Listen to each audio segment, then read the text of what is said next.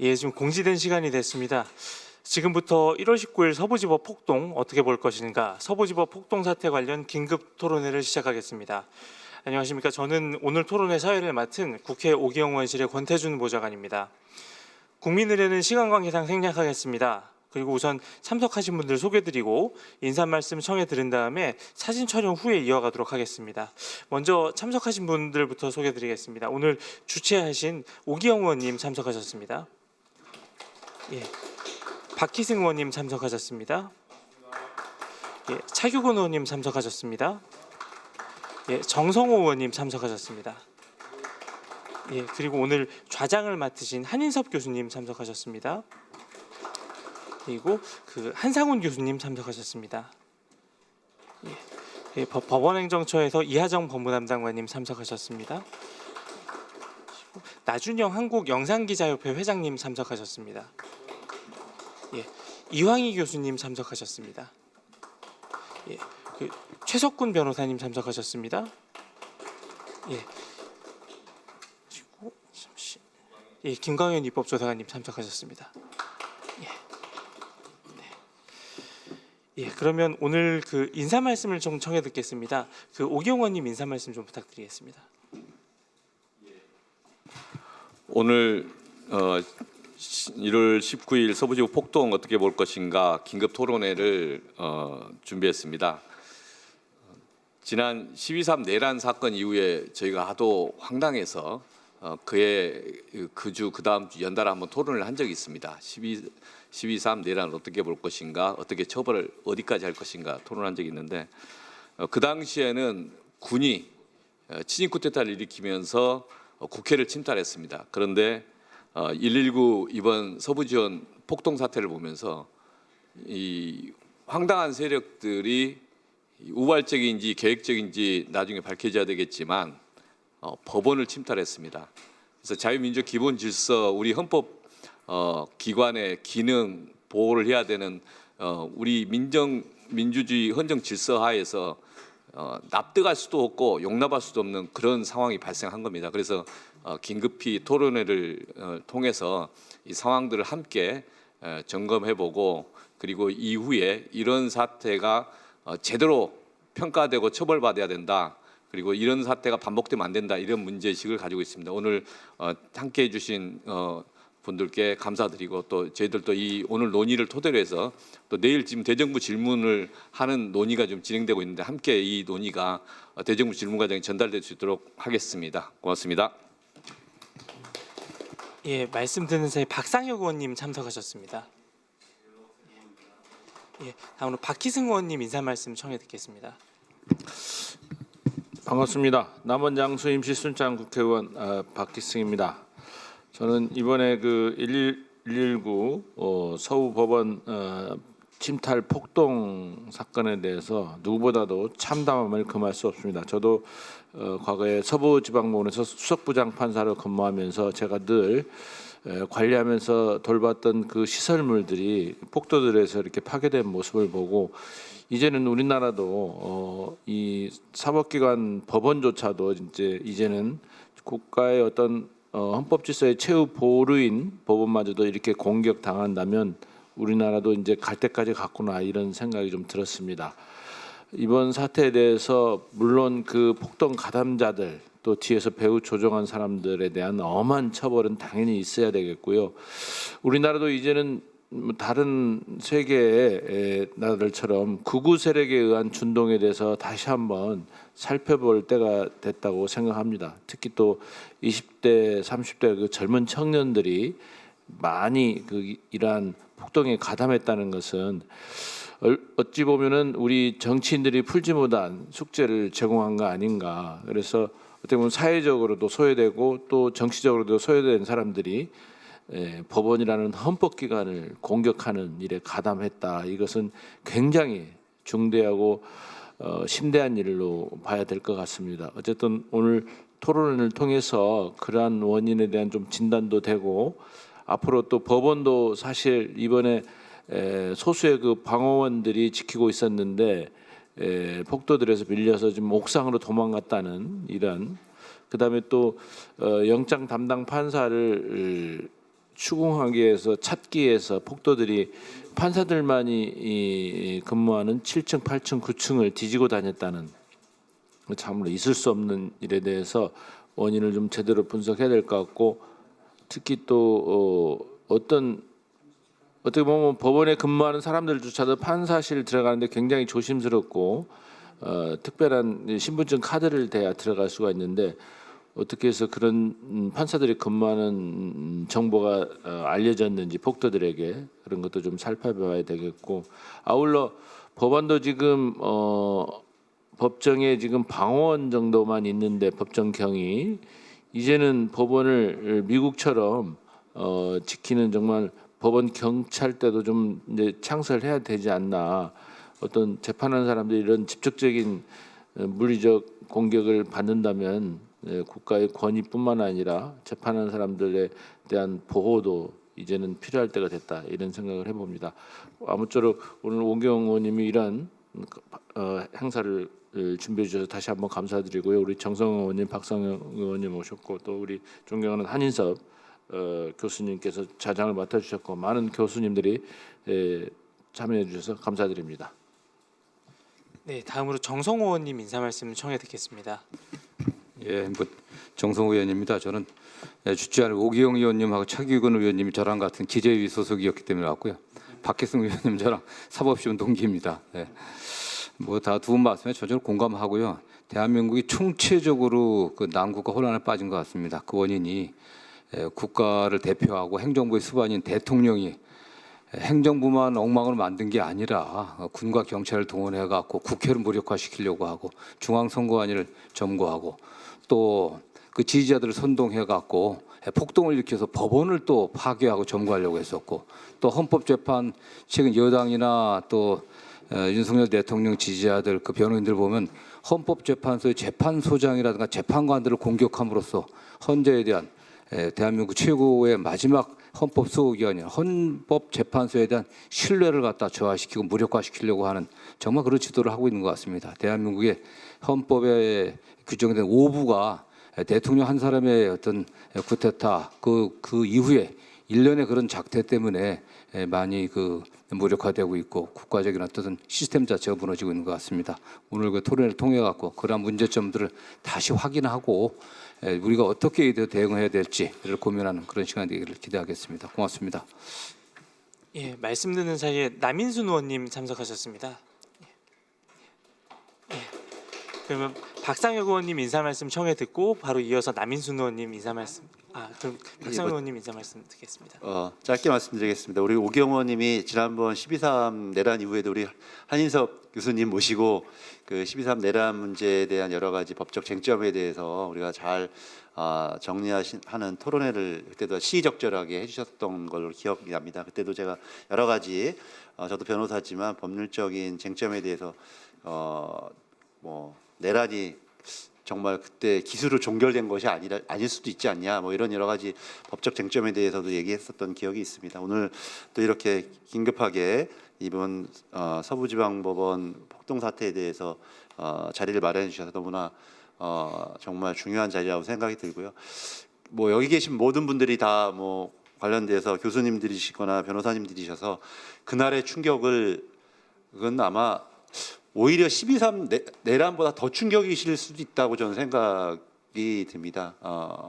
저희들이 한 번도 생각해 보지 못했던 여기 보니까 예전 58년도 얘기가 과거 사례가 나와 있긴 한데 저희 기억 속에는 그리고 제가 본 화면 속에는 국회 앞에 탱크가 진주했던 예전에 과거에 유신 시절이나 이런 거는 봤지만 법원을 난입하는 그림이나 영상이나 사진을 본 적이 없었기 때문에 도저히 상상하지 못한 일이 펼쳐진 게 이번에 그 충격으로 정말 와닿아 있는데요. 내일 국회 긴급 현안 질의도 있고 저도 신청을 했습니다만 그 자리나 또 이후 자리에서도 이런 문제들을 어떻게 해결할 건지 제가 아는 현직 판사는 그런 제안도 하시더라고요. 판사들 정말 그러니까 정확하게 지금 구체적 신상이 너무 적나라하게 드러나고 있지 않습니까? 판사님들의 이 재판을 담당하시는 부분, 우리가 공개 재판주의를 하더라도 어디까지 보호해야 될지 이런 것도 제도적인 과제로 좀 보호할 필요가 있지 않아서 개정안이 필요하지 않냐 이런 제안도 좀 주신 전직 판사님도 계셨었는데 그런 것까지 해서 좀 체계적으로 더 향후에 대응책을 좀 모색해야 나가야 될 것 같습니다. 예, 감사합니다. 예, 말씀 감사합니다. 그러면 토론회에 들어가기에 앞서 사진 촬영을 하겠습니다. 모신 분들 앞쪽으로 좀 모여주시기 바랍니다.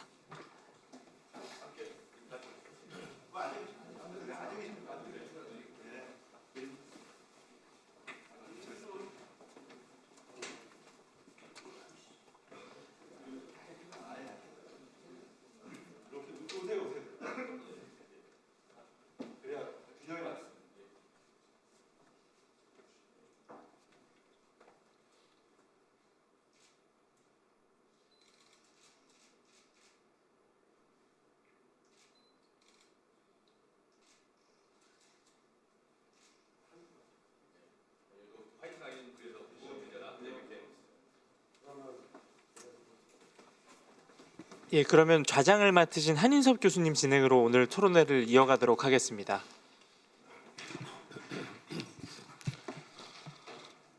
예, 우리가 12.3 내란에 이어서 119의 엄청난 사태를 접하면서 아주 충격적이다. 또 뭐 법원이 완전 쑥대밭이 되었다. 이제 이런 느낌을 갖는데 1월 19일 날 새벽에 일어났던 장면이 12월 3일 날 국회에서 일어났을 것 같아요. 그냥 막 그대로 침탈당하고 의원 회관 다 부수고 본회의장 막 엉망진창으로 만드는 그런 장면이 기적적으로 막아내진 것이고, 그래서 이런 어떤 내란 집단, 폭도 집단들이 국가기관을 침탈을 어떻게 할 수 있고 그 결과가 얼마나 참혹한가를 가장 취약한 기관인 법원을 통해서 드러났다라고 생각합니다. 우리 흔히 이제 사법부를 총칼도 지갑도 없는 가장 취약한 국가기관이다라고 이야기합니다. 이제 상권 분립을 처음으로 국가제도로 설계할 때 입법부는 예산권을 가지고 있으니까 지갑을 가지고 있다. 행정권은 이제 집행권을 가지고 있으니까 심하게 말해서 총칼을 가지고 있다. 근데 사법부는 뭐냐? 사법부는 아무것도 없습니다. 사법부는 재판만 한다라고 되어 있고요. 그래서 가장 취약한 기관에게 해석과 적용이라고 하는 재판권을 맡겨놓은 거고, 사법부에는 자체 방어력을 주지 않았는데, 그럼 이 취약한 기관을 누가 지킬까 할 때 국민과 국가기관 전체가 이를 지켜야 된다는 제도적인 설계가 되어 있었다고 생각합니다. 국민은 헌법 수호자, 민주주의 수호자로서 법원을 잘 지켜야 인권의 최후보로서의 법원이 국민에게 보답을 하게 됩니다. 그다음 국가기관은 수많은 분쟁과 갈등을 처리해야 되는데, 그럴 때 그 분쟁과 갈등을 국가 제도 속에 처리하기 위해서는 사법부의 재판을 기본으로 해서 국가기관이 정상적으로 작동할 수가 있습니다. 특히 집행권을 가지고 있는 대통령은 첫 취임 단계에 처음 하는 일이 취임 선서를 하는 겁니다. 취임 선서에는 헌법을 수호하고 이렇게 되어 있지 않아요. 헌법을 준수하고라고 되어 있습니다. 수호라는 적극적 행위는 마지막에 하는 것이고, 대통령이 할 일은 헌법을 준수하고 선서함으로써 대통령 임기가 시작이 됩니다. 그래서 대통령 헌법 준수 업무라고 하는 것을 한번 잘 상기해 봐야 된다고 생각하고, 그래서 오늘의 자리는 법원을 침탈하고 법관을 겁박한 사건이 어떤 법적인 또 요건에 해당이 될까, 또 사회적인 의미가 뭘까, 또 우리가 해야 될 역할이 무엇일까 하는 것을 한번 빠르게 중간 정리를 해보는 그런 자리라고 생각합니다. 그래서 이 긴급 토론회의 의의가 이렇고요. 오늘의 발표자 토론자를 한꺼번에 소개하겠습니다. 뭐 급하게 준비했지만 충실하게 준비한 발제자 한상훈 연세대 교수님 소개합니다. 예, 토론자로서 법원행정처의 법무담당관으로 계신 이하정 판사님 소개합니다.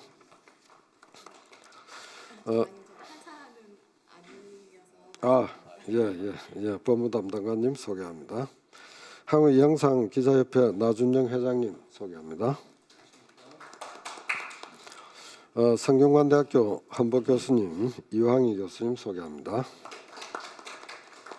우리 민주사회를 위한 변호사 모임의 최석군 변호사님 소개합니다. 보통 입법조사처는 충실히 뒷받침을 하고 토론에 직접 나오는 경우는 조금 적은데 오늘 이 사안이 너무 중요하기 때문에 입법조사처의 김광현 입법조사관님 소개합니다. 발표 들어가서 한성훈 교수님 한 20분 내지 한 25분 정도 하고 그다음 이제 토론자들께서 할 말이 많으시죠. 그래서 한 7분 내지 10분 정도 하는 식으로 진행하도록 하겠습니다. 예, 한상훈 교수님 시작하겠습니다. 네, 안녕하십니까. 방금 소개받은 한상훈입니다. 저는 오늘 이 주제가 굉장히 무겁고 그런 주제인 것 같습니다. 뭐 앞에서 여러분들이 말씀해 주셨습니다마는 사실 그 작년 12월 3일에 그 비상계엄 선포도 굉장히 충격적이고 떨리는 마음으로 보았는데 또 불과 며칠 전에 그 1월 19일에 있었던 그 서울 서부지방법원에 대한 그 침탈 난입 폭동 이 문제도 거의 비슷한 정도로의 어떤 그 충격과 그런 참담함을 갖고 지켜보았습니다. 하여튼 이러한 그 민주주의라든가 법치주의에 반하는 그런 정말 선진 대한민국에서 21세기에 과연 있을 것인가? 이건 이미 1980년대 군사독재의 역사 속으로 들어갔을 것이다라고 생각을 했었던 그런 사건들이 이렇게 불과 짧은 시간 만에 발생하는 것을 보고 정말 그런 말이 있지 않습니까? 눈 떠보니까 선진국이 됐더라 이런 말이 있는데 다시 한번 눈 떠보니까 후진국이 된 것 같은 그런 또 참담한 마음입니다. 근데 아무튼 사실관계는 지금 계속 조사 중이고 수사 중이고 또 언론에도 계속 보도가 되고 있기 때문에 저도 현재까지 어제까지 언론에 보도된 그런 내용을 중심으로 좀 정리를 했습니다. 그렇기 때문에 또 시간도 촉박했고요. 그래서 아마 좀 부정확한 거나 좀 약간 부실한 내용도 있지 않을까 좀 걱정이 됩니다. 그러나 오늘 이렇게 긴급하게 이 중요한 사태에 대해서 논의를 하는 만큼 하나의 그 기초 자료로서 좀 말씀을 드리고자 합니다. 그 배포된 그 자료집에 제가 간단한 내용과 법조문 또 판례 이런 것들을 좀 모아놨습니다. 그래서 시간이 한 20분 정도 있기 때문에 그 자료집을 중심으로 이렇게 간단하게 요약해서 말씀을 드리고요. 또 앞에서 이미 많이 말씀해 주셨습니다마는 그 1월 19일 그 새벽에 있었던 법원의 그 침탈 사건의 어떤 그 형법상의 그 범죄 성립 여부는 사실 그렇게 어려운 문제는 아닌 것 같습니다. 너무나 명백한 그런 사안들이고 그래서 그 문제뿐만이 아니고 그것의 원인이 도대체 무엇이었는가 그리고 또 그것을 어떻게 좀 해결을 하면 좋을 것인가 하는 것도 포함해서 간단하게 이제 짧은 의견을 말씀드리고자 합니다. 먼저 그 자료집 이제 1페이지에 나는 그 사실관계는 뭐 이미 다 잘 아시다시피 수백 명의 그 윤석열 대통령의 그 극렬 지지자들이 그 구속영장이 발부된 데 대해서 불만을 품고 법원에 이제 그 침탈을 해서 법원의 집기라든가 물건도 파손하고 또 영장을 발부한 판사님이라든가 아니면 다른 그 영장 전담 판사님들의 그 사무실을 특히 이렇게 파손을 하고 또 판사님들을 뭐 찾아서 다니기도 했다 이렇게 알려지고 있습니다. 또 공수처 수사관도 폭행을 했고요. 또 수십 명의 경찰관도 그 공무를 집행하는 경찰관도 폭행을 해서 또 상해를 입은 경찰관도 발생을 했다 하게 알려졌습니다. 그래서 당일날 경찰이 뭐 대략 한 80명 정도를 현행범 체포했고 또 헌법재판소에도 또 몰려갔다 그러죠. 그래서 거기서도 또 한 10명 정도를 현행범 체포를 해서 지금 구속영장을 대부분을 청구했다. 그래서 일부는 이미 구속이 됐고 또 뭐 상당수가 아무튼 구속이 될 거로 그렇게 보여지고 있습니다. 뭐 연령대로는 뭐 늦은 내지는 새벽 시간이었기 때문이기도 하겠습니다만은 상당수가 20, 30대고 또 뭐 극우 유튜버도 포함되어 있었다 하는 정도가 현재까지 알려진 바인 것 같습니다. 뭐 여기에 대해서 대법원과 그 법원 행정처 그리고 이제 국회 특히 이제 그 민주당 같은 야당 또 그 정부에서도 그 최상목 그 대통령 권한대행 또 뭐 학계나 언론에서도 많은 그 충격과 그 유감의 우려를 표명을 하였습니다. 그런데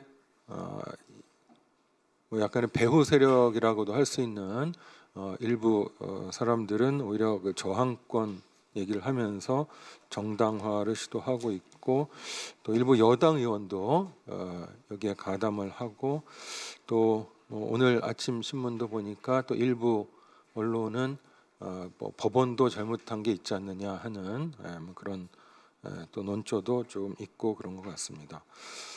그래서 아무튼 이 사건을 보는 시각이 법적인 또 형법적인 관점에서는 범죄 행위가 명백하겠습니다만은 그 원인이랄까 배경 또는 향후 어떤 그 대책에 대해서는 여러 가지 또 논란이 있는 것으로도 생각이 됩니다.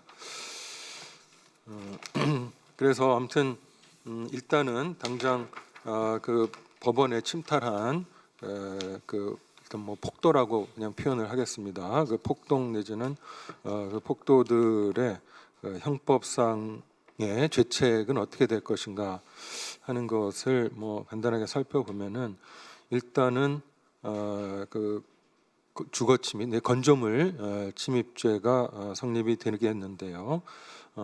또 이게 단체나 다중의 위력을 보이거나 그 흉기를 휴대한 경우에 즉 위험한 물건을 휴대한 경우에는 또 가중 처벌하는 규정이 있어서 형법 그 320조에 의해서 특수 주거 침입죄가 성립할 수가 있겠습니다. 이 특수 주거 침입죄 물론 여기서 이제 주거는 아니고 건조물 침입이겠습니다만은 정확하게 얘기하면 아무튼 조항이 같기 때문에요. 320조에 의해서 특수 이제 건조물 침입죄가 성립이 되겠고 여기에 그 형량은 이제 5년 이하의 징역으로 되어 있습니다. 그다음에 또 두 번째 중요한 사실은 법원 내로 이제 그 침범을 해서 서류라든가 물건 그리고 건물을 뭐 손괴 파손 하였고 유리창도 깨고 뭐 하는 것들이 뭐 거의 생중계도 되었고 많이 확인이 되었습니다.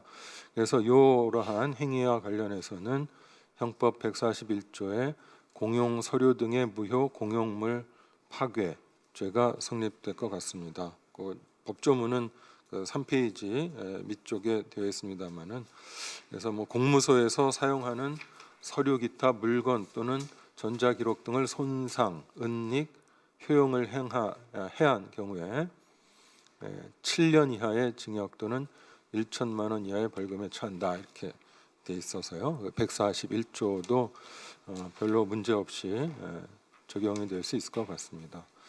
그리고 또 법원을 경비하고 있었던 경찰관들을 뭐 집단으로 폭행하고 또 뭐 흉기도 휴대한 것으로 보입니다. 뭐 방패를 뺏었다든가 또 기타 위험한 물건들을 휴대하고 그래서 뭐 여기에 대해서도 또 집단으로 해왔기 때문에 특수 공무집행 방해죄 그 형법 144조가 되겠습니다.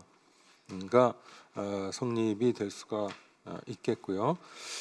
그리고 이제 또 보도된 바에 의하면은 이날 또 경찰관들이 다수 상해를 입은 것으로 알려지고 있습니다. 그래서 이 경우에는 특수공무집행방해 치상죄까지 성립될 수가 있겠습니다.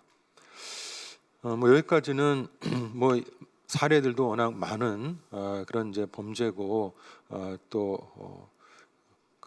그래서 법의 해석도 큰 문제가 없고 또 그 뭐 영상이라든가 뭐 CCTV라든가 이런 것도 있기 때문에 별 성립의 문제가 없어 보이고요. 하나 좀 논란이 되고 있는 것이 그 소요죄라고 하는 게 있습니다.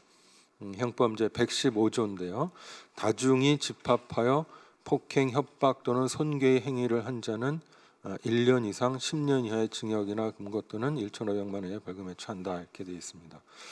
근데 이 소요죄는 그렇게 자주 적용되는 죄가 아니고 제가 알기로도 한 80년대 정도에 한번 적용이 되고 그 후로도 적용이 안 되고 또 뭐 학계에서도 그렇게 많이 논의되고 있지는 않기 때문에 이 소요죄는 과연 이 경우에 적용될 수 있는가에 조금 논란의 여지는 있어 보입니다.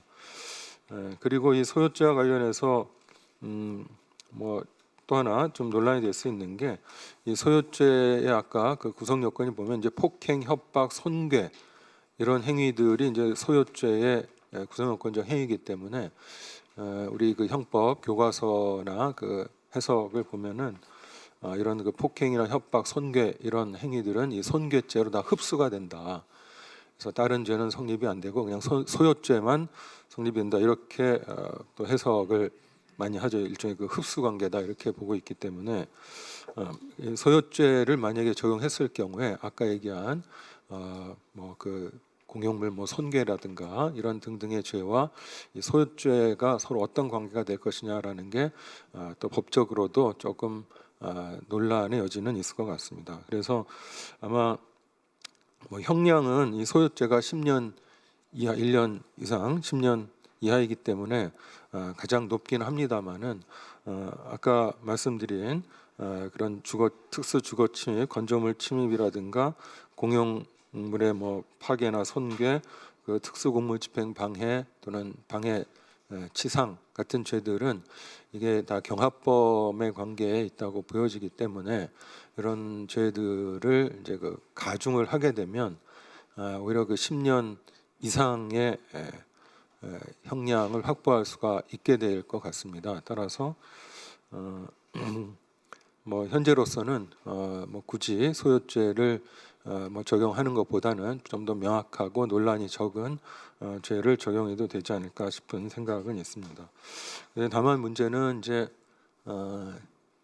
여기서 이제 수백 명이 이 그 폭동에 가담을 하긴 했습니다만은 이것이 이제 공동 정범 내지는 이제 교사가 되려면은 어느 정도 범위 내에서 공동으로 참여하려는 가담하는 의사가 있었느냐, 또 구체적으로 어떤 행위들을 했느냐 하는 것을 또 입증을 해야 되기 때문에 이런 것들은 좀 더 수사를 통해서 그 개개인의 그 참여 정도라든가 어떤 그 모의라든가 아무튼 그 의사의 범위가 어디까지냐 하는 것들은 좀 더 규명이 되어야 되지 않을까 싶습니다. 형벌 이외에도 민사상 손해배상 청구도 뭐 이렇게 가능할 것으로 생각이 되고 있습니다. 네, 다음으로 이제 5쪽으로 넘어가서요. 그 극우 유튜버의 책임으로 가겠습니다.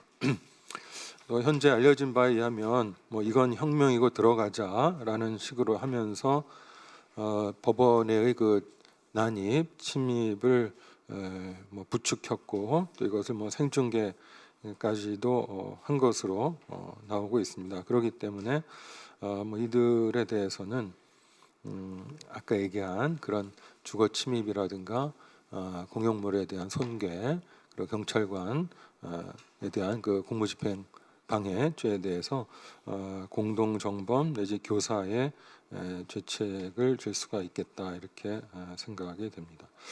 그리고 또한 이 경우에도 지금 이 유튜버들이 그 유튜브를 통해서 뭐 수억 수십억의 그런 수익을 창출을 하고 있다고 합니다. 그렇기 때문에 이러한 그 수익 범죄 수익이죠 일종의. 그래서 이것을 어떻게 또 몰수 추징을 하고 또 배상을 청구할 것인가 하는 점도 좀 고민을 해봐야 될 것 같습니다. 그다음에 그 또 뭐 아무튼 그 뭐 전광훈 목사라든가 뭐 석동현 변호사라든가 하는 또 이런 사람들이 요 그 법원의 그 침탈과 그 폭동에 어느 정도 죄책이 있느냐도 논란이 많이 되고 있습니다. 뭐 보도된 바에 의하면은 뭐 지금은 전쟁이다, 여러분이 전사다라든가 뭐 저항을 해도 공무집행 방해가 성립되지 않는다, 뭐 대통령의 그 차량을 막아달라 뭐 하는 등등의 발언을 집회에서 하고 또 뭐 저항권을 행사해야 된다, 뭐 전쟁이다, 뭐 이런 얘기들을 했다고 알려지고 있습니다. 그래서 이런 그 발언들이 결국은 그 서부지방법원에 이렇게 침탈하고 난동 폭동을 하는 것을 그 범행 결의를 야기했는가 하는 것도 검토의 여지가 있어 보입니다. 그 인과관계라든가 뭐 여러 가지 것들이 좀 더 규명이 돼야 되겠습니다만은 일단 그 직접 가담해서 침탈한 그 행위자들에 대한 수사가 어느 정도 마무리가 되면 이런 그 배후자들에 대한 그 범죄 성립도 좀 더 검토를 하고 필요하다면 또 좀 강력한 처벌이 있어야 되지 않나 생각합니다. 그다음에 뭐 여기까지는 뭐 언론에서도 많이 보도된 바입니다만은 지금부터는 아마도 언론에는 이렇게 거의 보도가 안 됐거나 잘 논의가 안 되는 부분인 것 같습니다만 생각해 보면 그런 그 폭동을 선동한 대신 교사한 사람 중에는 특히 지금 그 윤석열 대통령의 그 변호인들이 포함되어 있습니다.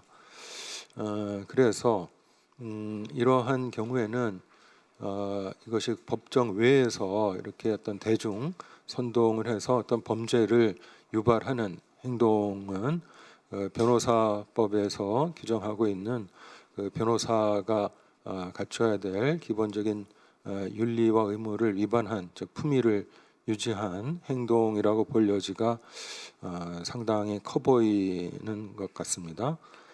그래서 이 대한변협이 이들에 대한 그 징계 절차를 개시할 필요가 있지 않나 생각을 합니다. 또 마침 제가 기사를 보니까 어제죠, 1월 20일에 조국혁신당에서 석동현, 윤갑근 변호사에 대해서 징계를 요청했다고 합니다. 근데 마침 또 지금 우연찮게도 지금 대한변협 회장 선거가 어제 있어서 대한변협이 좀 그 이런 문제를 깊게 고려하지 못했겠습니다만은 이제부터라도 좀 검토에 착수해야 될 필요가 있고요. 더 나아가서 또 그 공수처도 이런 요청을 할 수 있는 것으로 생각이 됩니다. 제가 그 미국 그 이제 트럼프 대통령이 이제 또 어제죠. 1월 20일에 이제 취임을 했는데 요 트럼프 대통령도 그 유죄 판결까지 받지 않았습니까? 그때도 그 뭐 증인이라든가 이런 사람들에서 증오를 부추기는 발언을 SNS라든가 이런 데서 많이 했었거든요. 그때 이제 그 법원이 미국 법원이 발언 금지 명령 객 오더라는 것을 발령을 한 적도 있습니다. 근데 우리나라 법상으로는 이제 이런 거가 어렵긴 합니다만은 또 법원 조직법에 의하면은 이렇게 그 법정의 존엄과 질서를 해칠 우려가 있는 사람의 입정을 금지하거나 퇴정을 명할 수 있고 또 기타 법정의 질서 유지에 필요한 명령을 할 수 있다고 하는 또 감치도 할 수 있는 그런 규정이 있기 때문에 이런 규정을 좀 적극 활용할 필요가 있지 않나 생각이 됐고요. 또 헌법재판소 법에도 유사한 취지의 규정이 있습니다. 네, 그다음에 윤석열 대통령의 책임은 무엇인가에 대해서 좀 또 간단히 살펴보겠습니다. 어떻게 보면은 뭐 일단 이러한 지금 국정의 혼란과 이런 각종 참담한 사태들의 원인 제공자는 사실 윤석열 대통령이 되겠죠. 1차적으로는 그 비상겸의 선포와 그 내란 행위를 통해서 지금 이런 혼돈이 발생을 하고 있습니다. 근데 이제 그것으로도 모자라서 그 대국민 담화 및 그 편지, 지지자들에 대한 편지 등을 통해서 법이 무너지고 있다. 불법에 불법이 자행되고 있다. 수사권도 없고 재판권도 없는 무효인 재판이다. 또 뭐 다 같이 싸우자 이런 끝까지 싸우겠다 이런 발언 등을 통해서 이번에 그런 폭동 사태를 부추긴 그런 측면이 있지 않나 이런 생각이 듭니다. 그래서 뭐 이런 그 언행들은 뭐 탄핵 재판에서도 당연히 고려가 되겠고 또 그 이제 내란 제 사건에서도 고려가 되겠습니다만은 그 전에라도 좀 더 경고와 어떤 절차적인 조치가 필요하지 않나 하는 생각이 듭니다. 네, 그 다음에 지금 시간이 이제 많이 지난 것 같긴 한데요. 간단하게 뭐 약간의 보론적인 성격으로 몇 가지 또 관련해서 제기되는 문제들에 대해서 간단하게 제가 소견을 좀 말씀드리고자 합니다. 먼저 그 저항권을 얘기를 하고 있습니다. 근데 여기에 대해서는 뭐 오늘 또 헌법 교수님도 나오셨으니까 잘 이따 토론을 해주시리라 생각을 합니다만은 이 저항권을 일종의 그 자유권으로서 정말 기본적인 인권이 침탈되고 어떤 정상적인 그 법질서에 의해서 보호될 수가 없는 정말 최후의 수단으로서 저항권이 이론적으로 인정이 되고 있습니다. 우리 법 규정에는 없는 거고요. 그런데 지금 이런 사건에서는 오히려 그 비상계엄을 선포하고 내란 행위를 하는 것에 대한 저항은 모르겠으나 지금 윤석열 대통령에 대해서는 아주 적법하고 공정한 절차에 의해서 체포영장이라든가 구속영장이 발부가 되고 그 방어권도 충분히 보장하고 진술거부권도 보장된 상태에서 지금 법이 집행이 되고 있습니다. 그렇기 때문에 여기에 대해서 저항권이라는 것은 어불성설이다 이렇게 생각을 하고요. 관련해서 그 소크라테스가 스스로는 사약을 마시고 또 그 감방에서 도망가자고 하는 그 친구 크리톤의 그런 조언을 뿌리치면서도 나는 평생 아테네법을 지키고 살아왔는데 나가 내가 불리한 재판을 받았다고 그 법을 무시하면 안 된다 그러면서 기꺼이 사약을 마시고 사망하지 않았습니까? 그래서 우리가 지금 갖고 있는 형법, 예를 뭐 내란죄 규정이라든가 또는 그 형사소송법의 각종 체포와 구속에 관한 여러 절차적인 법리들은 이미 수십 년 동안 97년인가요? 개정된 이후로 문제없이 잘 작동이 되고 있는데 유독 여기서만 저항권을 운운하는 것은 적절하지 않다고 생각을 합니다. 그다음에 이제 12쪽에서 12월 3일에 그 계엄 선포의 위헌 위법성은 뭐 이미 뭐 얘기가 많이 되었으므로 생략하도록 하겠습니다. 그리고 이제 13쪽에 보면 일부 뭐 언론 같은 데서는 이재명 대표나 조국 대표는 불구속으로 수사도 하고 재판도 했는데 왜 윤석열 대통령은 구속시키냐? 이거는 법이 평등하지 못하다. 뭐 이런 쪽으로 얘기를 또 뭐 하는 것들을 봤습니다. 정의, 저스티스라는 것은 기본적으로 같은 것은 같게, 다른 것은 다르게 대우하라는 것입니다. 뭐 이재명 대표나 조국 대표가 뭐 조국 대표야 지금 이제 그 형을 집행하고 있고 이재명 대표는 지금 이제 재판이 진행 중입니다만은 뭐 설령 그 지금 거기서 기소된 죄들이 있다 할지라도 그것은 그 내란죄의 법정형에 비하면 현저히 낮습니다. 내란죄는 잘 아시다시피 사형이나 무기징역이나 금고라고 하는 엄청난 중벌에 처할 그런 죄고요.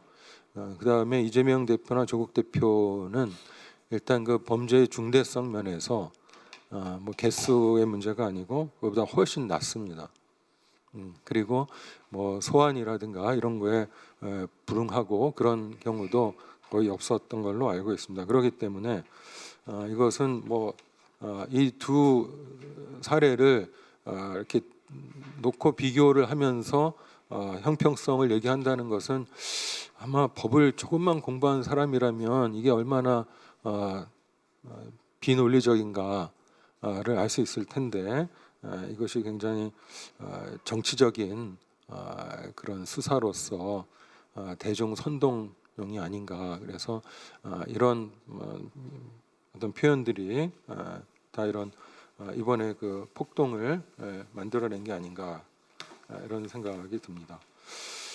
예, 그 이제 마지막으로 이제 그 나오는 글에서 간단히 보자면은 아무튼 우리가 자유 민주주의 그리고 이제 법치 국가 민주공화국임을 굉장히 자랑스럽게 여기고 또 산업화와 민주화를 다 성취한 정말 몇 안 되는 세계의 나라라고 이렇게 자신감을 갖고 있는데요. 그러한 그 민주주의와 법치주의의 최후의 보루가 사법부고 법원 아니겠습니까? 그런데 자기에게 또는 자기 편에 불리한 그런 결정 재판이 있다고 이렇게 법원 자체를 침탈하고 또 그것을 선고한 판사에 대한 어떤 그 뭐 협박 심지어는 살해 위협까지 한다는 것은 정말 우리 법치주의와 민주공화국의 근본을 깨트리는 위험한 것이기 때문에 우리 법원 또 수사기관에서도 엄중하게 처리를 해줄 것을 기대를 합니다. 예, 그리고 이건 뭐 약간 사족일 수도 있습니다만은 그 공수처라든가 법원이 앞으로는 좀 어떻게 하면 좋을까 이런 고민도 좀 해봤습니다. 물론 이것이 뭐 이런 그 법원에 대한 침탈 사태가 뭐 공수처에 잘못이 있다는 의미는 아니고요. 지금 어쨌거나 근본 원인은 지금 우리나라가 그동안 뭐 겪어왔던 그런 일종의 그 진영의 어떤 대립과 갈등이 있었는데 이것이 완화되기는커녕 점점 더 고조되고 있고 이런 또 폭동으로 표출되고 있다는 것에 대해서 법학 독자와 국민의 한 사람으로서 아주 심각한 우려의 생각을 갖게 되고요. 근데 이제 그 공수처도 조금 더 현명하게 그리고 성숙하게 대처해주면 어떨까 하는 그런 생각이 좀 듭니다. 저는 이번 그 내란 사건을 공수처가 수사하는 것은 적법하다고 일단 생각을 합니다. 그 직권 남용죄에 대한 그 대통령에 대한 수사는 현행법상으로 가능하고 또 그 직권 남용죄와 직접 관련이 있는 내란죄를 또 수사를 하는 것도 적법하다라고 저는 분명히 생각을 합니다. 그렇지만 그 적법성 문제와 정당성 문제는 조금 다를 수 있다. 그래서 그 정당성 면에는 약하다. 제가 볼 때는 경찰이 수사를 하는 것이 애초부터 적절하지 않았는가 이런 생각을 하고요. 또 윤석열 대통령 측에서도 계속 반발을 하고 또 진술 거부도 하고 그래서 그러기 때문에 진척이 지금 안 보이는 상황입니다. 네. 그래서 좀 뭐 이거는 아쉬운 점이긴 합니다만은 향후에라도 지금 다시 뭐 경찰로 이렇게 보내기는 이미 시간이 없기 때문에 검찰로 뭐 이첩 내지는 송부를 조기에 해서 검찰이 수사를 마무리해서 기소를 할 수 있도록 하는 것이 좋지 않을까 하는 생각이 들고요. 또 진술 거부권을 행사하는 것은 또 피의자 피고인의 기본적 권리이기 때문에 여기에 대해서 또 무리하게 구인을 하려는 시도가 또 친인권적인 수사를 천명하고 출범한 공수처의 수사 방침에 과연 맞는가 이런 것도 저는 또 법학자로서 한번 좀 고민을 해봤습니다. 그다음 또 오늘 또 우리 민주당 의원님들이 주최를 하셨는데 뭐 민주당 또 최근에 또 지지율이 많은 또 변화도 있고 뭐 그런 약간 의외의 그 결과들도 있는 것 같습니다. 저는 이제 우리 다수당으로서의 그 우리 민주당이 지금과 같은 그런 국정 혼란기에 정말 중심과 균형을 잡고 현명하게 대처를 해주셨으면 하는 그런 바람을 갖고요. 그래서 그 최상목 대통령 권한대행에 대한 과도한 공격이나 압박에 대해서는 또 많은 국민들이 불안해하는 것 같고 또 뭐 직무유기죄로도 고발한 것도 좀 재검토를 할 필요가 있지 않느냐 이런 생각도 좀 듭니다.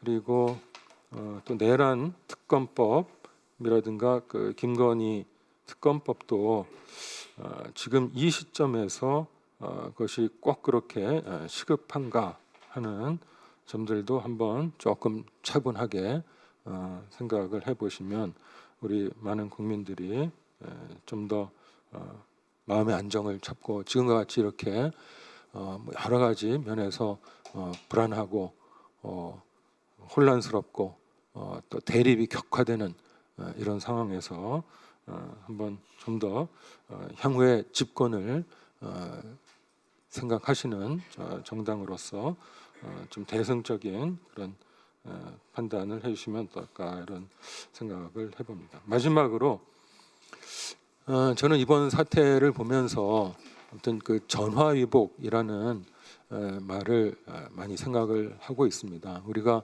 박근혜 전 대통령에 대해서도 그 탄핵을 할 때도 그때도 계엄을 하지 않겠느냐 이런 걱정과 두려움이 많이 있었고 실제로 뭐 문건도 나오고 그러지 않았습니까? 그래서 이 그 계엄이라는 것은 물론 대통령의 고유 권한이긴 하지만 그리고 요건이 그 헌법에 명시되어 있긴 합니다만은 이렇게 오남용될 위험성은 항상 갖고 있었다. 그것이 이제 이번에는 완전히 현실화됐던 것이고요. 그래서 차제에 좀 계엄법이라든가 대통령 경호처법 또는 공수처법, 형사소송법 등등 뭐 이미 지금 많은 법안이 지금 제출돼 있는 것으로 알고는 있습니다만은 여기에 대해서도 좀 더 속도를 내서 향후에는 이런 정말 터무니없는 불안을 갖지 않고 우리가 정말 그 번영할 수 있는 대한민국이 되는 하나의 비온 뒤에 땅이 굳어진다고 할 때 그런 좀 폭우가 내리고 있는 과정이 아닐까 이렇게 좀 희망을 가져보면서 네, 발제를 마치겠습니다. 네, 감사합니다. 네. 예, 감사합니다. 우리 중간에 나온 것 중에 한 두 가지 첨언을 하자면 우리 비상입법기구라는 이제 말이 이제 등장해 가지고 영장 담당 판사도 윤석열에게 비상입법기구는 어떻게 된 거냐라고 하는 그것이 또 헌법재판소에서도 좀 중요한 쟁점으로 돼 있는데 비상입법기구라고 하는 단어는 극히 한정적으로 쓰여지는 단어다는 것이고 우리 헌정사의 경험 속에서는 5.16 직후에 국가재건채권회의 그다음 유신 직후에 비상국무회의 그다음에 1980년에 국가보위입법회의 여기에만 쓰이는 단어입니다. 그러니까 비상입법기구라고 하는 것은 정상입법기구인 국회를 배제한다는 뜻이 비상입법기구를 등장시킬 때 그 단어를 쓸 때는 국회를 그냥 배제하겠다라고 하는 것이 같이 들어가 있는 것이기 때문에 그리고 그것이 그냥 말이냐라고 할 때 우리가 그냥 말하고 실행이 될 때는 인사 예산 이 부분이 꼭 들어가게 되죠. 그러니까 첫 단계로 이제 예산을 확보하라라고 하는 것이 들어갔다는 것은 구체적 실행을 위한 준비가 있었고 구체적 실행을 위한 준비 세부 계획이 쭉 있는 뭔가 문건이 있을 것 같아요. 그게 아마 김용현 컴퓨터를 파괴한 이유가 그것인 것 같은데 그래서 비상입법기구 그 자체가 내란죄의 확고한 증거가 된다라고 하는 그 점을 하나 이야기하고 싶고 그 다음에 이제 그 체포영장에 대해서 경호원들을 동원해 가지고 저항을 한다라고 할 때 개인이야 온갖 방식으로 행동을 할 수 있겠지만 우리 이제 국가기관의 당사자로서는 재판의 결과에 대해서 동의하지 않을 가능성은 정말 많아요. 자기 사건에 대해서 얼마나 억울하겠습니까? 그래서 아마 재판의 결과 자체에 대해서는 동의하지 않지만 판결의 효과에 대해서는 공직자로서 승복한다. 왜냐하면 조국 대표가 이제 의원직을 상실하고 이제 형이 확정되어서 갈 때도 했던 말이 판결 결과에 대해서 내가 승복을 할 수는 없다. 그렇지만 내가 대한민국의 공직자로서 또 공인으로서 판결의 효과 그 자체에 대해서는 승복한다. 그리고 이제 절차적인 불복이 있을 때는 절차를 통해서 하는 거죠. 그래서 항소를 한다거나 상고를 한다거나 이런 방법으로 하게 되는데 이 대통령은 적법하게 발부된 체포영장에 대하여 불법이다라고 이야기를 하고 그다음 그것을 경호원을 동원해서 경호 집단을 범죄 쪽으로 공무집행 방해죄를 저지르는 범죄 쪽으로 끌고 들어간 부분에 대해서 중대한 잘못이 있다. 근데 내가 흔히 유튜브 상으로는 이재명 조국 대표하고 무슨 차이가 있느냐라고 할 때 범죄의 중대성뿐만 아니라 수사의 협조 그리고 각 어떤 결과에 대한 승복이냐 효과에 대한 승복이냐 이 차원에서의 어떤 구분 같은 것들이 필요할 수 있겠다. 그런 생각이 듭니다. 예, 그 사이에 우리 오늘의 회의는 민주당이 주최한 것이 아니고 민주당과 조국혁신당의 의원들이 공동 주최를 했다는 것을 말씀드리고요. 그 사이에 차규관 의원님, 예, 황운하 의원님, 예, 정춘생 의원님, 예, 오셨네요. 세 분 중에 우리 차규관 의원님, 예, 그 말씀해 주시죠. 진행에 맥이 끊길 수 있으니까 토론 다 끝난 다음에 말씀 좀 드리도록 하겠습니다. 근데 의원님 바빠서 늘 중간에 가버리잖아요. 끝까지 남아 있도록 아 하겠습니다. 그래요? 알겠습니다. 예, 그다음에 이제 토론 순서로 가겠습니다. 법원행정 제2하정 법무담당관님 시작해 주십시오. 안녕하십니까. 저는 법원행정처 법무담당관 이하정입니다. 먼저 오늘 토론회를 마련해 주신 의원님들과 관계자분들께 감사하다는 말씀을 드립니다. 발제자께서는 서울 서부지방법원 사태의 문제점에 관하여 날카롭게 분석해 주셨고 발제자의 의견에 공감하는 측면이 있습니다. 법원은 분쟁을 해결하기 위해 오는 곳이다 보니 재판 당사자 중 한쪽은 판결에 불만을 가질 수밖에 없습니다. 재판에 대한 불복은 헌법이 정한 사법 절차에 따라 이루어져야 하지만 그러하지 않고 법원 주변에서 법관을 모욕하거나 비방하는 내용의 현수막을 걸고 시위를 하거나 재판을 담당했던 법관 등을 상대로 소를 제기하거나 고소고발을 하는 경우도 빈번하게 발생하고 있습니다. 더욱이 법원 구성원의 신변을 위협하는 사건들도 최근 발생하고 있는데 2023년 8월에는 민원인이 청주지방법원에서 근무 중이던 실무관을 무차별적으로 폭행하여 상해를 입는 일이 발생하였었고 2024년 4월에는 출소한 피고인이 대법관을 살해하겠다는 협박 전화를 하여 긴급 체포된 사건도 있었습니다. 법원은 이러한 사건들에 대하여 자체적으로 안전한 법원을 구현하기 위한 대책을 마련하여 실행하였고 법원 구성원들이 심리적으로 위축되지 않고 업무에 전념할 수 있도록 지원하는 방안에 관하여 지속적으로 검토하고 있습니다. 그런데 이번 서부지방법원 사태에서는 집단적으로 일어난 폭력적인 무단 침입과 기물 파손 등의 행위로 법원 자체적인 인력만으로는 대응하기가 불가능하였습니다.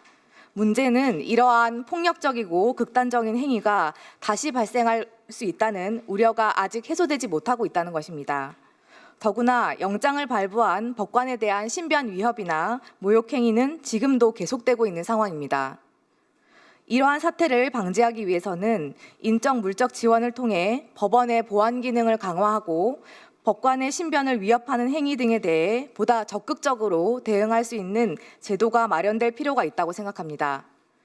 구체적으로는 보안관리대원 인력과 보안시설 및 장비 등을 확충할 필요가 있고 경찰 관서와의 업무 협조 체계를 보다 공고하게 구축할 필요가 있다고 생각합니다. 현행 법원 조직법상 재판장은 법정에서의 질서 유지를 위해 필요하다고 인정할 경우에는 개정 전후에 상관없이 관할 경찰서장에게 경찰 공무원의 파견을 요구할 수 있도록 규정하고 있습니다. 그러나 법원이 질서 유지를 위하여 필요한 경우나 법관 등의 신변 보호 조치가 필요한 경우에는 언제든지 경찰에 협조 요청을 할 수 있어야 하고 이러한 요청을 받은 경찰에서는 특별한 사유가 없는 한 즉시 이에 응하도록 하는 등으로 법원이 경찰에 협조 요청을 할 수 있는 법률상 근거를 추가로 마련하는 방안을 검토할 필요가 있다고 생각합니다. 또한 현재 온라인 게시판상에 법관 및 그 가족에 대한 협박과 모욕하는 글이 다수 게시되고 있습니다. 현행법상으로는 스토킹 처벌법이나 정보통신망법상 명예훼손으로 고발하거나 정보통신 사업자에게 삭제 요청을 하는 방식으로 해결해야 합니다. 그러나 법관이 직접 나서서 이런 조치를 취하는 것이 부담스러울 수 있고 이 문제는 재판 독립이나 사법부 독립과도 연관되어 있으므로 이에 대해 특별한 조치를 취할 수 있는 법적 근거를 마련하는 방안도 검토될 필요가 있다고 생각합니다.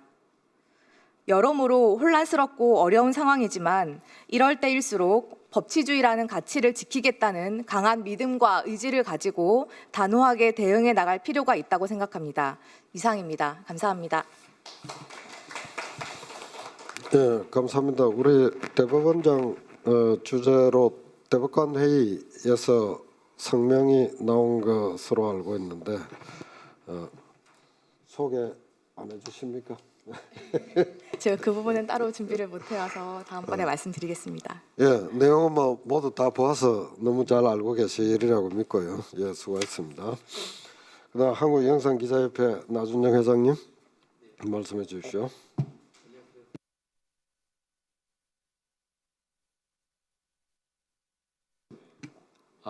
예. 저는 한국영상기자협회 나준영 회장입니다. 지금 MBC에서 30년 차 영상 기자를 이제 일해 왔는데요. 제가 30년 동안 그 여러 취재 현장을 다니면서 집회 시위 많이 취재를 해왔지만 이번처럼 단일한 현장에서 그 거기에 참여한 사람들이 그 어떤 특정 회사를 가리지 않고 그 방송사의 취재진에게 그 위협을 가하고 폭력을 행사하고 그 다음에 장비나 이런 기물들을 그 탈취하는 그런 사건은 처음 겪어봅니다. 저희는 작년 12월 3일 계엄 내란 사태를 저희 영상 기자들도 직접 국회 담을 넘어서 같이 현장에서 취재를 하고 또 그 시민들이 계엄 내란 사태를 막기 위해서 국회 밖에서 그 몸을 던져서 그 계엄군을 맞서는 그 상황을 함께 취재하면서 대한민국의 민주주의를 지킬 수 있는 그 언론인으로서의 역할을 했다는 데 자부심을 가졌는데요. 이번 사태를 겪으면서 이런 우리가 가졌던 어떤 자부심이나 이런 것들이 굉장히 참담하게 무너지고 또 앞으로 이런 취재 현장에서 이런 일들이 계속 반복된다면 우리의 취재할 수 있는 이 여건이 굉장히 위축될 수가 있겠다는 그런 아주 걱정이 들고 있습니다. 이번에 지금 현재 저희가 협회에서 그 취합한 걸로 보면은 저희 영상기자협회 회원 영상기자들은 지금 현재 8명, 그러니까 회원 영상기자 4명에 그 보조를 하는 오디오맨 4명에서 8명이 지금 심각하게 폭력에 그 상처를 입고 또 그다음에 정신적인 피해를 입고 그다음에 물건이나 여러 가지 취장비를 도난당했고요. 그다음에 저희 회원은 아니지만 연합뉴스 사진기자랑 그다음에 유튜버 한 분이 또 그 폭행이나 이런 것에 의해서 피해를 본 것으로 그 드러났습니다. 사실 그 영상 기자는 항상 로고를 회사의 자기 방송사의 로고를 든 카메라를 들고 시위 현장에 제일 앞에 있기 때문에 항상 현장에서 어떤 그 참여하신 집회 참여자나 시위 참여하신 분들로부터 어떤 본인들의 견해나 이런 것과 그 보도되는 것에 대한 그 차이, 그다음에 언론에 대한 어떤 불만이나 이런 것들에 의해서 항상 거기에 대해서 뭐 이야기 듣고 불만을 몸으로 감수해야 되는 그런 상황을 많이 겪게 됩니다. 하지만 직접적인 위해나 이런 것들은 사실 없었어요. 그러니까 있긴 있었지만 개별적으로 그 있었던 개인의 경험들이만 있었을 뿐이지 이렇게 거대한 폭력으로 나타나는 건 처음인데요. 사실 이렇게 그 대한민국이 건국된 이래로 그래도 그 집회 취재 현장에서 그래도 안전하게 영상 기자나 사진 기자나 이런 현장의 기자들이 취재할 수 있었던 것은 대한민국 헌법과 법률이 정한 그 언론의 자유를 우리 시민들이 같이 함께 동의하고 그것을 지켜주려고 했던 그런 그 문화, 질서, 그다음에 합의가 있었고 그것이 잘 작동해 갔었다고 저는 생각을 합니다. 그런데 이번 사건은 그런 것들이 한꺼번에 좀 파괴된 그 상황이 아닌가 하는 것이 생각이 드는데요.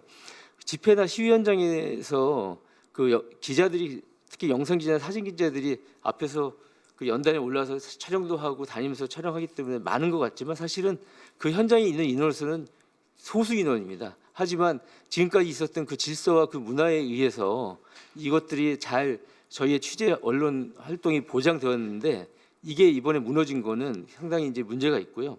여기에서는 저는 상당히 좀 준비된 의도도 있지 않냐는 좀 의심을 해보게 됩니다.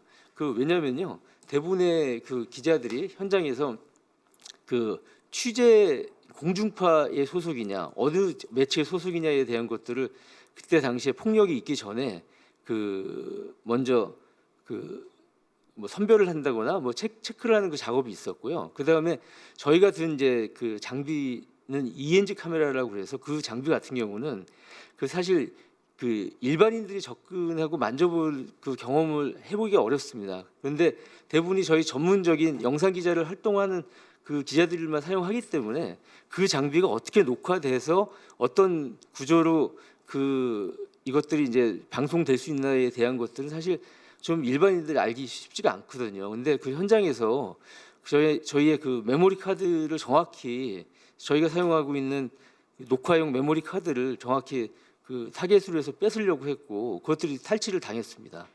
그리고 그 안에서 또 굉장히 또 폭력이 발생했고요. 그래서 이거는 뭔가 그 당시에 그 보수 유튜버나 그 집회나 시위에 참여한 유튜버들을 굉장히 동조하거나 그것들을 같이 활동하고 있는 유튜버들이 활동했는데 그 사람들 것은 보여주고 이것들을 공정하거나 어쨌든 좀 다른 시각으로 보도하는 것들은 철저히 막겠다는 어떤 목격자 없는 내란, 목격자 없는 폭동을 만들고자 하는 그런 의도가 있지 않았을까 하는 그 생각까지 듭니다. 그리고 철저하게 그렇게 그 법원 그 주변에서부터 취재를 막았기 때문에 그 사실 저희 그런 상황이 있어도 저희가 ENG 카메라를 들고 그 정상적이라면은 그 법원에 난입하는 현장을 들어서 취재를 했을 거예요. 근데 취재 자체를 봉쇄를 했다는 것에서 그게 상당히 저는 그 어떤 사전에 기획되거나 그런 좀 그 현장에서 그런 것 의도를 갖고서는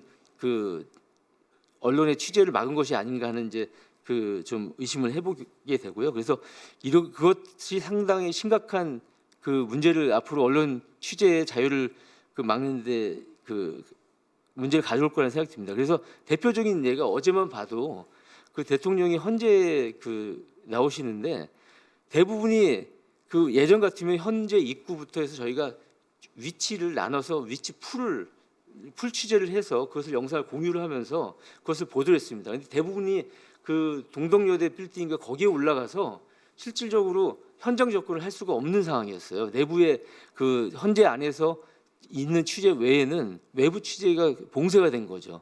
그렇다면은 이 시대의 그 기록, 이 시대의 역사적인 자료를 갖고 언젠가는 다시 분석을 해서 이 시대와 이 사건을 우리가 그 대통령의 탄핵이나 이런 문제를 분석을 해야 되는데 그것을 분석할 자료들이 영상 자료들, 기록들이 사라지는 기록이 봉쇄되는 그 문제를 갖고 있다고 저는 하나 생각합니다.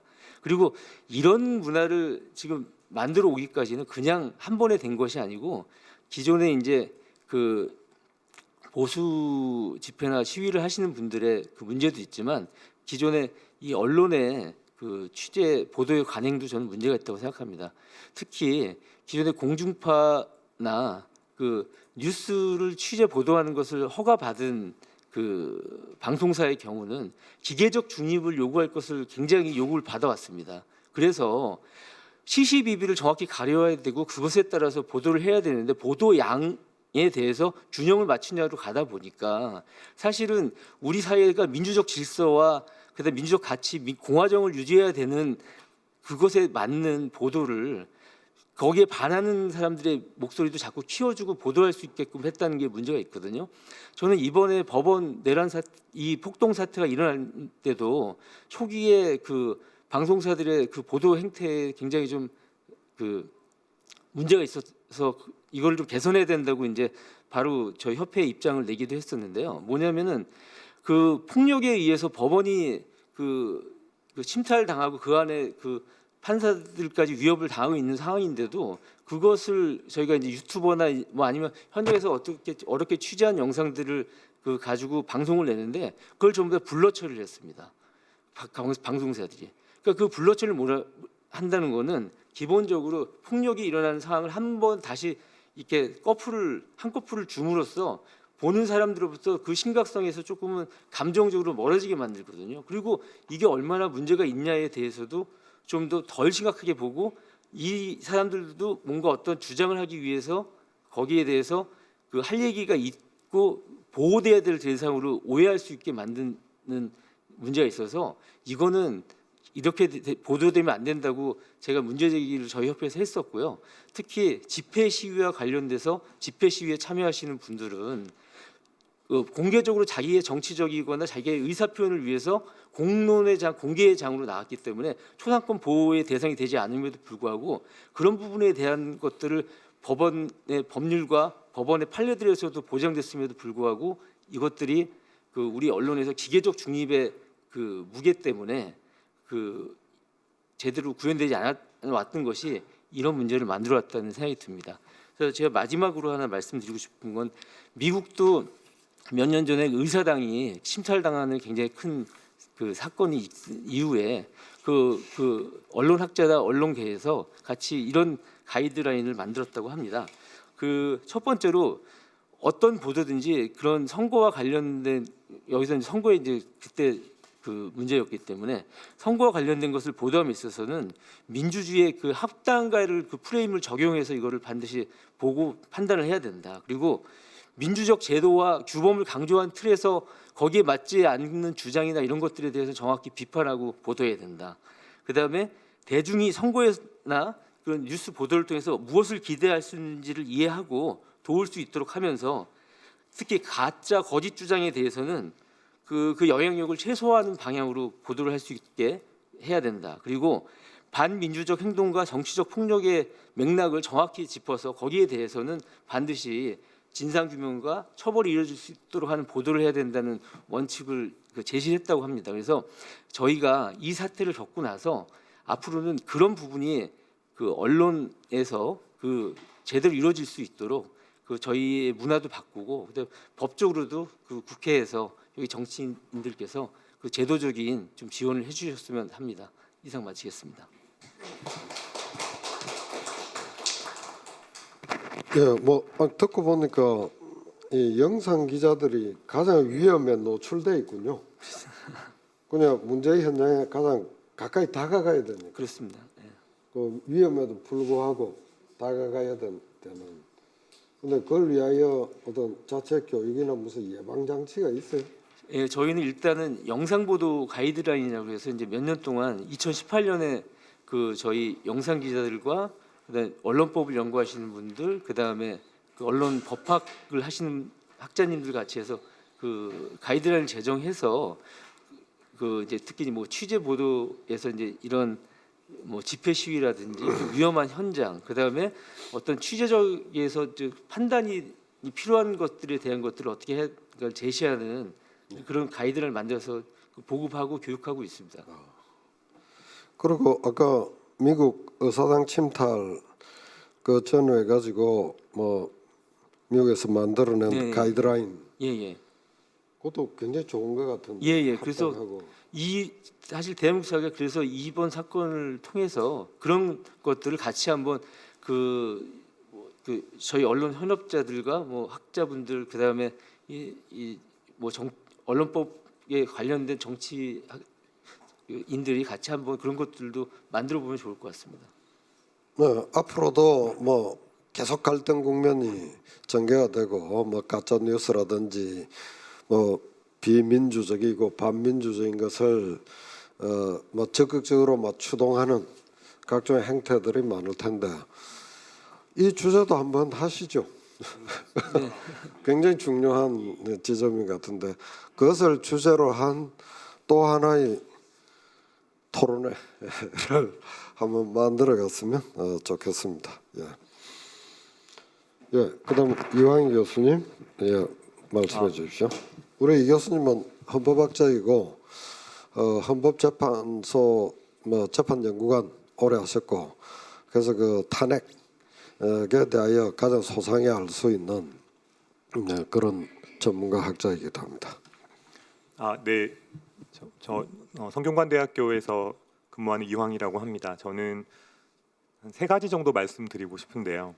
첫 번째는 아까 전에 발제자께서 저항권 말씀하셔서 간단하게 말씀드리면 저항권이라는 거는 뭐 발제자께서 말씀하셨듯이 우리 헌법상의 명문 규정으로 보장되는 것은 아닌데요. 그러니까 학설과 판례에 의해서 인정되고 있습니다. 다만 그 행사 요건 자체가 이렇게 민주적 기본 질서에 대한 중대한 침해나 훼손이 있어야 되고 다른 방식의 구제 수단이 없어야 됩니다.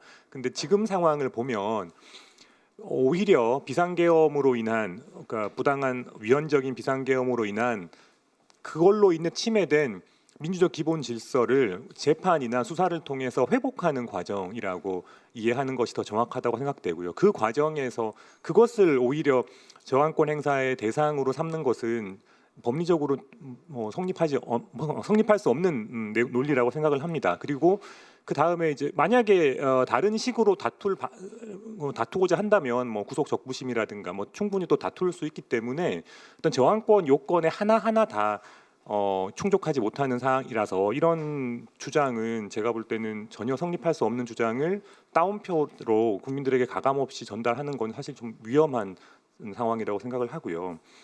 그 다음에 두 번째로 제가 지적하고 싶은 것은 이 뭐 사법부에 대한 신뢰나 법에 대한 준수, 복종 뭐 이런 것들은 사실 우리가 그것을 법으로 강제할 수는 없습니다. 예, 그러니까 법은 중요하지만 법을 꼭 지켜라라는 거, 물론 뭐 안 지키면 처벌한다까지 할 수 있겠지만 처벌 각오하고 안 지키면 그거를 막을 방법은 없습니다. 예, 그러니까 법을 지키는 문화라든가 사법부 판결에 승복하는 거 이런 건 사실은 어떤 사회적인 자본이고 우리 사회적인 자원이거든요.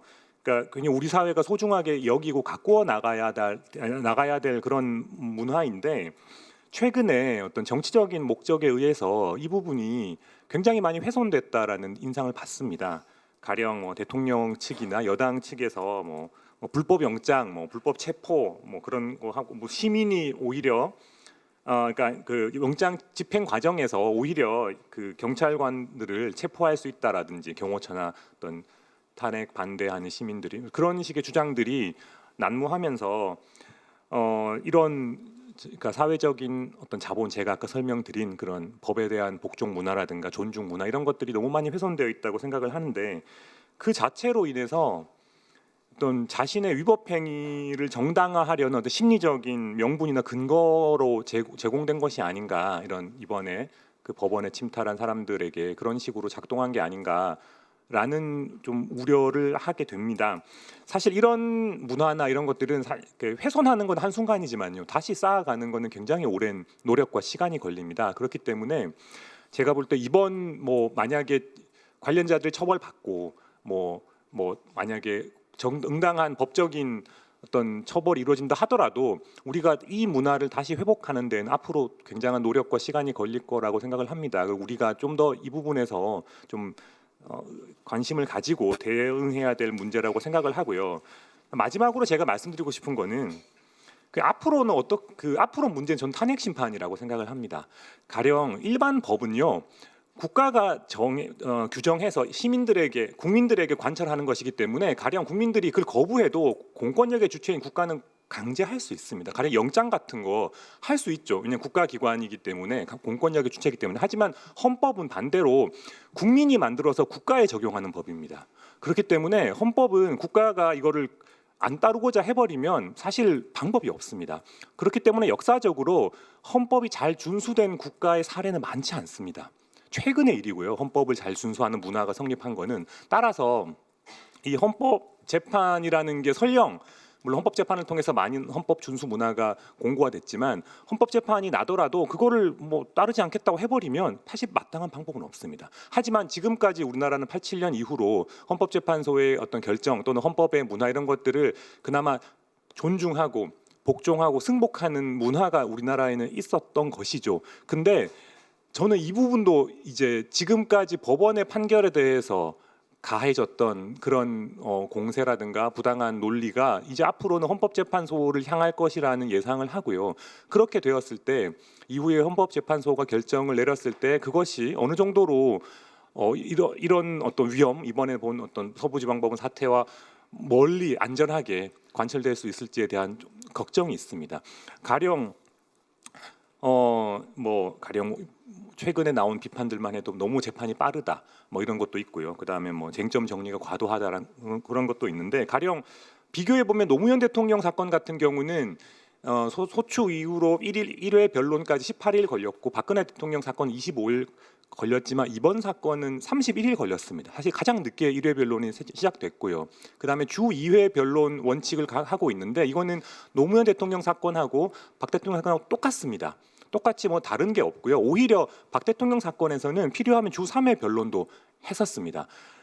그런 거에 비추어 보면 이번 사건은 오히려 더 방어권 보장에 뭐 저 앞에 사건들과 비교해 봤을 때 큰 어떤 장애가 없는 것으로 보이고 뭐 사건의 쟁점 같은 걸 보더라도 이번 사건은 박근혜 대통령 사건 같은 경우는 청와대 내에서 있었던 은밀한 권력 작용의 실체를 파헤치는 것이었기 때문에 굉장히 많은 시간이 소요됐지만 이번엔 또 그렇지 않은 또 우리 국민들이 대부분 다 잘 확인한 사실관계를 다투는 거기 때문에 훨씬 더 어떤 방어권 행사의 범위나 어떤 성격 자체에서 불리함이 없다고 보여집니다. 이건 제가 어디서 보면 느끼냐 그러면 지금 피청구인 측이 집중하고 있는 대목이 부정선거론인데 사실 부정선거론은 설령 그게 인정되어도 비상계엄 선포의 절차적 실체적 요건의 하자를 치유할 수 있는 문제가 아닙니다.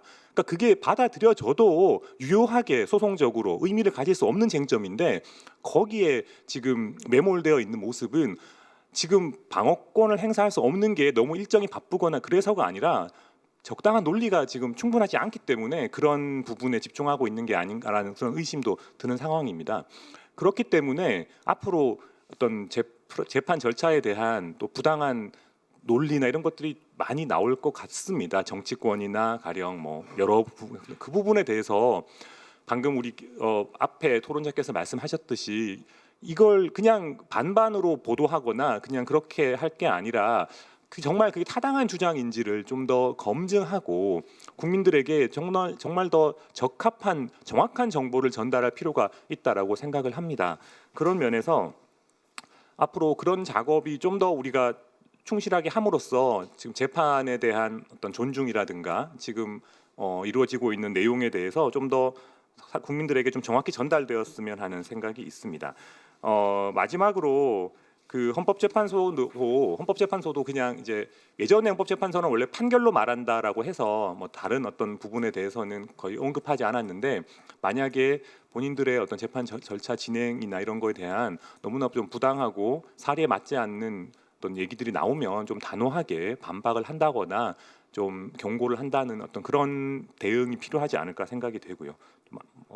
마지막으로 또 정말 마지막으로 그 전화위복 말씀하셨는데 이번 사태를 계기로 우리가 법치주의나 사법권 독립 같은 가치를 좀 더 깊이 새기는 어떤 그런 앞으로 좀 그렇게 될 수 있는 문화를 만들어 갈 수 있었으면 좋겠습니다. 네, 이상입니다.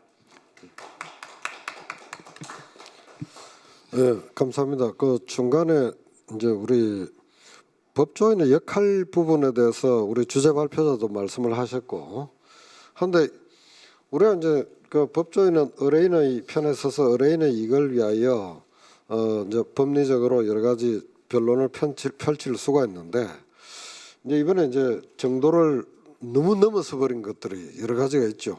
저는 뭐 변호사가 대통령 경호원들에게 지금 영장 체포영장 집행하러 오는 경찰을 체포할 수 있다. 이런 류의 이야기들을 하는 것은 진짜 경호원들이 그 말을 듣고 집행을 하거나 엄청난 의지를 가질 수도 있잖아요.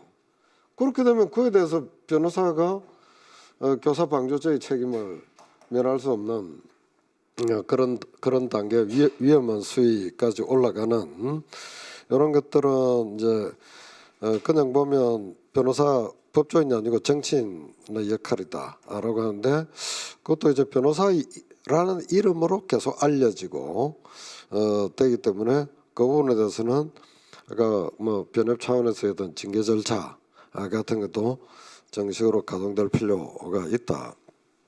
그런 생각이 들기도 하고요. 그 사이 강경수 의원님 예, 오셨는데요. 조국 혁신당에 한 말씀 하시겠습니까? 예. 네, 한 30초만 하겠습니다. 네. 너무 뭐 정말 굉장히 있을 수도 없는 일들이 하여튼 사회에 벌어지고 있어서 이것이 또 학습이 돼버리면 어떡하나 그런 우려도 있고요.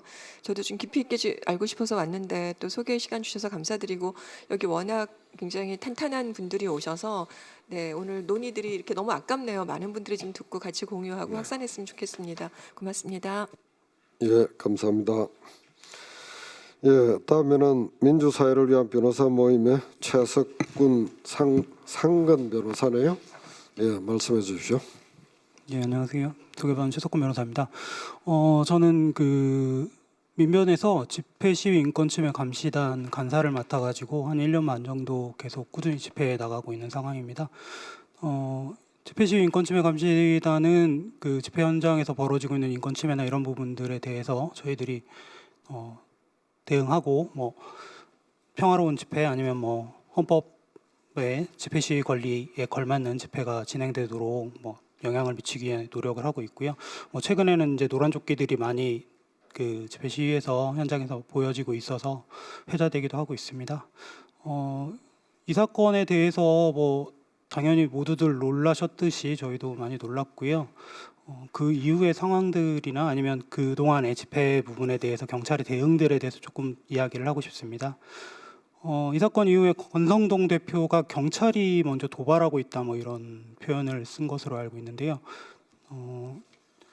지금 계엄 선포 이후 최근의 집회 대응이 경찰에서 보기에는 별로 폭력적이진 않았습니다. 그 전에 저희가 인권침해 감시를 시작했을 때 초창기만 하더라도 경찰이 뭐 법원 인근의 문화재 형식의 집회를 뭐 법원 앞이고 뭐 피켓을 들었다, 구호를 외쳤다, 아니면 뭐 몸자보를 입었다, 뭐 이런 이유들을 들어서 경찰들이 한 50여 명의 집회 참여자들을 모두 다 개개인을 연행하듯이 들어서 한 50m 떨어진 곳으로 옮겨놨습니다.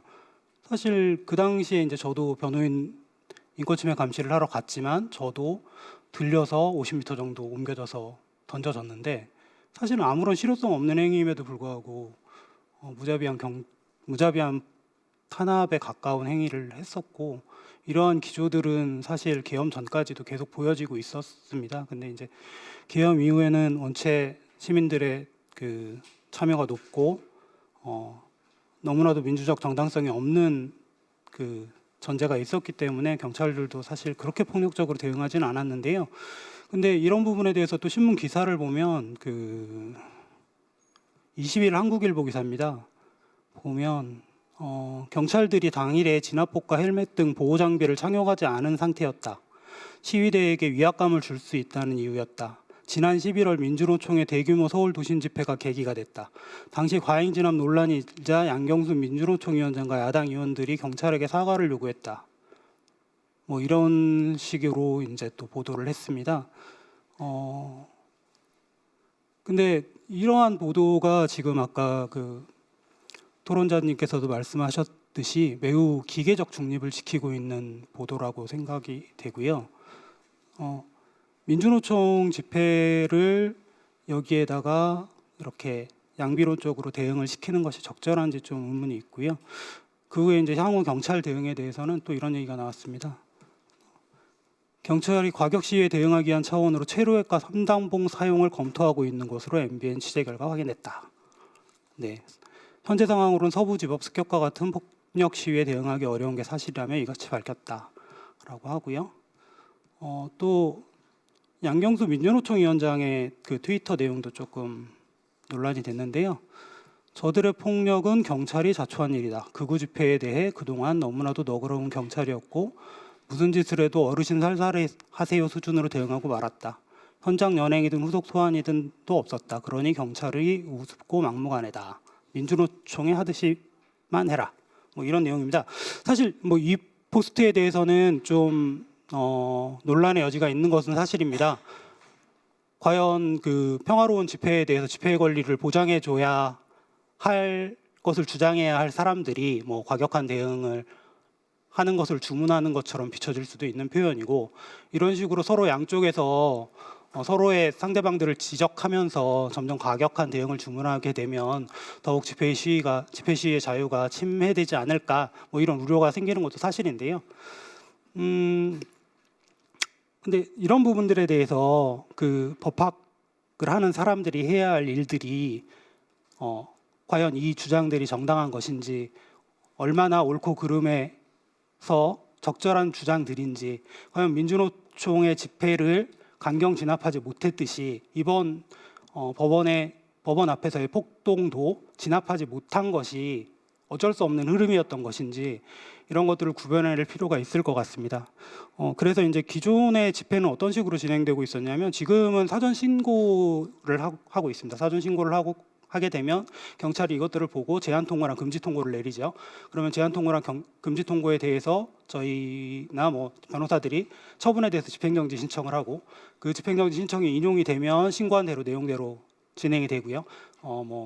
법원에서 받아들여지지 않으면 그 제한이나 금지 통고를 받은 채로 집회가 진행된 게 됩니다. 그러면 경찰은 어떤 기준으로 집회를 보고 있냐면 이 자신들이 내려놓은 제한 통고랑 금지 통고를 기준으로 해서 불법 집회와 합법 집회를 구별하고 있습니다. 자기들이 보기에 결정해 놓은 기준을 놓고 거기에서 벗어나기 시작하면 불법 집회가 되는 거고, 거기에서 자기네들의 기준을 다 정해야만 합법 집회라고 주장을 하고 있는데요. 근데 집회의 자유는 다들 알고 있으시다시피 신고가 의무인 것이고, 긴급 집회나 우발 집회도 가능한 것이고, 집회 참여자가 너무나도 많을 경우에는 충분한 공간들이 확보되어야 오히려 위험성이 적어집니다. 지난 12월 7일, 14일에 있었던 여의도 집회만 하더라도 엄청나게 많은 인파가 왔습니다. 그래서 여의대로가 집회 장소로 허용이 됐고요. 그리고 의사당 대로까지도 결국은 집회 참여자들이 점거하게 됐습니다. 근데 제가 그 의사당 대로의 현장에 있었는데 경찰이 여의도 공원으로 들어가지 못한 시민들이 계속 길로 나오고 도로로 나올 수밖에 없는 상황인데, 여기서도 아무도 그 차량 통제를 해주지 않고 끝까지 차량을 통행시켜야 되겠다면서 사람들을 들어가라고 하고 있는 상황입니다. 근데 아시는 분은 아시겠지만 그 여의도 공원 같은 경우는 사람들이 들어가는데 한계가 있는 장소였습니다. 그렇기 때문에 저희가 가서 오히려 그 사람들을 경찰들을 막고서 차량 통제를 시켜서 거기를 집회 장소로 사용하게 했는데요. 이러한 부분들이 어떻게 보면 합법적인 집회, 불법적인 집회를 나누는 것이 얼마나 부적절한 것인지에 대한 상황들에 대한 예시로 들은 것이고요. 그렇다면 집회를 어떤 식으로 관리해야 되느냐라고 생각을 하면 폭력적인지 여부를 통해서 관리를 해야 된다고 생각을 합니다. 폭력 집회와 비폭력 집회로 나눠야 되는 것이고, 그간에 그 반대 집회들이 많이 열렸습니다. 그러면 탄핵 찬성 집회와 탄핵 반대 집회들이 있었으면 그 집회들은 양태, 민주적 정당성, 아니면 폭력성의 정도, 모든 것들이 다 눈에 띌 만큼 구별된다라고 저는 생각하지만, 그것과 무관하게 최소한 폭력 집회와 비폭력 집회 정도는 구별을 했어야 된다고 생각을 합니다.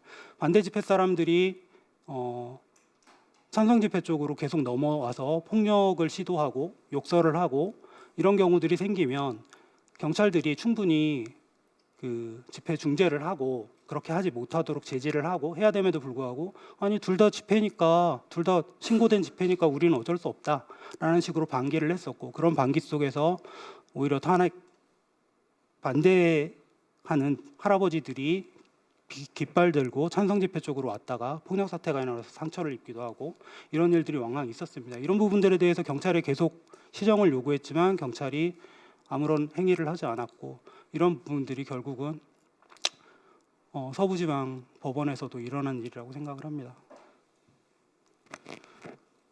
그래서 일단은 평화적 집회에 대한 보호가 충분히 이루어져야 되고요. 그리고 집회의 조정 및 분리에 대한 경찰의 권한은 충분히 있습니다. 그럼에도 불구하고 이것 또한 양비론적으로 둘 다 합법적인 집회니까 우리는 어쩔 수 없다, 아니면 둘 다 불법적인 집회니까 어쩔 수 없다라는 식으로 경찰이 손 놓고 대응하는 순간 벌어지는 폭력 행위에 대한 제지는 사후적인 것이 될 수밖에 없는 것 같습니다. 그리고 현장 대응의 전문성도 필요하고, 지금의 대응은 어떤 특정 세력이다라고 생각하는 세력이 하는 주최 측을 놓고서 위험성을 보고 대응하는 경우가 많습니다. 가령 민주노총 집회다라고 하면 진압복을 입고 나서 미리부터 진을 치고 있고, 지금 태극기 집회 같은 경우는 사실 할아버지들이 많기는 하십니다. 원래적으로 하면 이번 상황을 제외한다면. 그러니까 그런 쪽에는 아예 어떤 일이 생겨도 그냥 어르신 좀 참으세요 정도의 대응만 하고 있는 상황이었고, 이런 부분들이 쌓이고 쌓여서 결국은 폭력 집회에 대한 단초들도 만들어졌다고 생각을 합니다. 그래서 내용과 양태를 종합적으로 고려해서 실질적 판단을 하는 경찰의 대응 태도가 필요하다고 생각을 하고요. 이러한 부분을 위해서 정교한 판단을 위한 체계 구축 또한 필요합니다. 그러면 어떤 식으로 혐오 집회 같은 것들을 볼 것인가라는 것에 대해서는 시민사회 단체에서 몇 년 동안 계속 주장하고 있듯이 차별금지법 같은 것들을 제정하고, 어떤 것들이 혐오적인 표현이고 어떤 것들이 시민사회에서 용인되어서는 안 되는 행위이고 표현인지 행동인지, 이런 것들에 대한 구체적인 근거들을 쌓아나갈 필요가 있을 것 같습니다.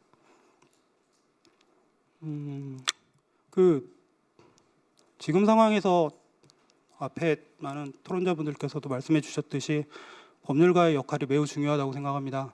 법률가들이 어떤 가치 판단을 헌법적으로 법률적으로 제대로 하지 못한 채 그냥 서로의 주장들을 무비판적으로 말하고 있고, 언론이 이것을 기계적 중립이나 양비론으로 받아쓰고 있고, 이러한 것들이 여론 호도의 재료로 쓰여서 이미 어느 정도는 방법이 드러났듯이 명태균식으로 여론 조작을 또 이루어내고, 이러한 것들이 다시 또 우리에게 영향을 미쳐서 여론이 바뀌고 있으니 우리는 헌법적으로 옳은 일이지만, 법적으로 옳은 일이지만 이런 것에 자중해야 된다, 이런 여론이 또 생기고, 이러한 주장들이 계속 반복되는 현상들을 끊는 것은 결국은 전문가들이 해야 될 일이라고 생각합니다. 이명박 정권 전에 댐을 만들면 물이 정화될 것이다라고 주장하는 전문가분들이 있으셨습니다. 그분들이 어떤 자신들의 발언에 책임을 졌는지 모르겠습니다만, 그런 식으로 전문가들이 자신들의 발언에 책임질 수 없는 이야기들을 아무런 양심의 가책 없이 말하고, 이런 것들이 언론을 그대로 받아쓰고 비평되지 않는 상황이 반복되면 반복될수록 이런 극우들의 무지성적인, 그리고 전문가들의 판단에 대해서 신뢰를 잃는 행위들이 늘어날 것으로 보입니다. 이상입니다.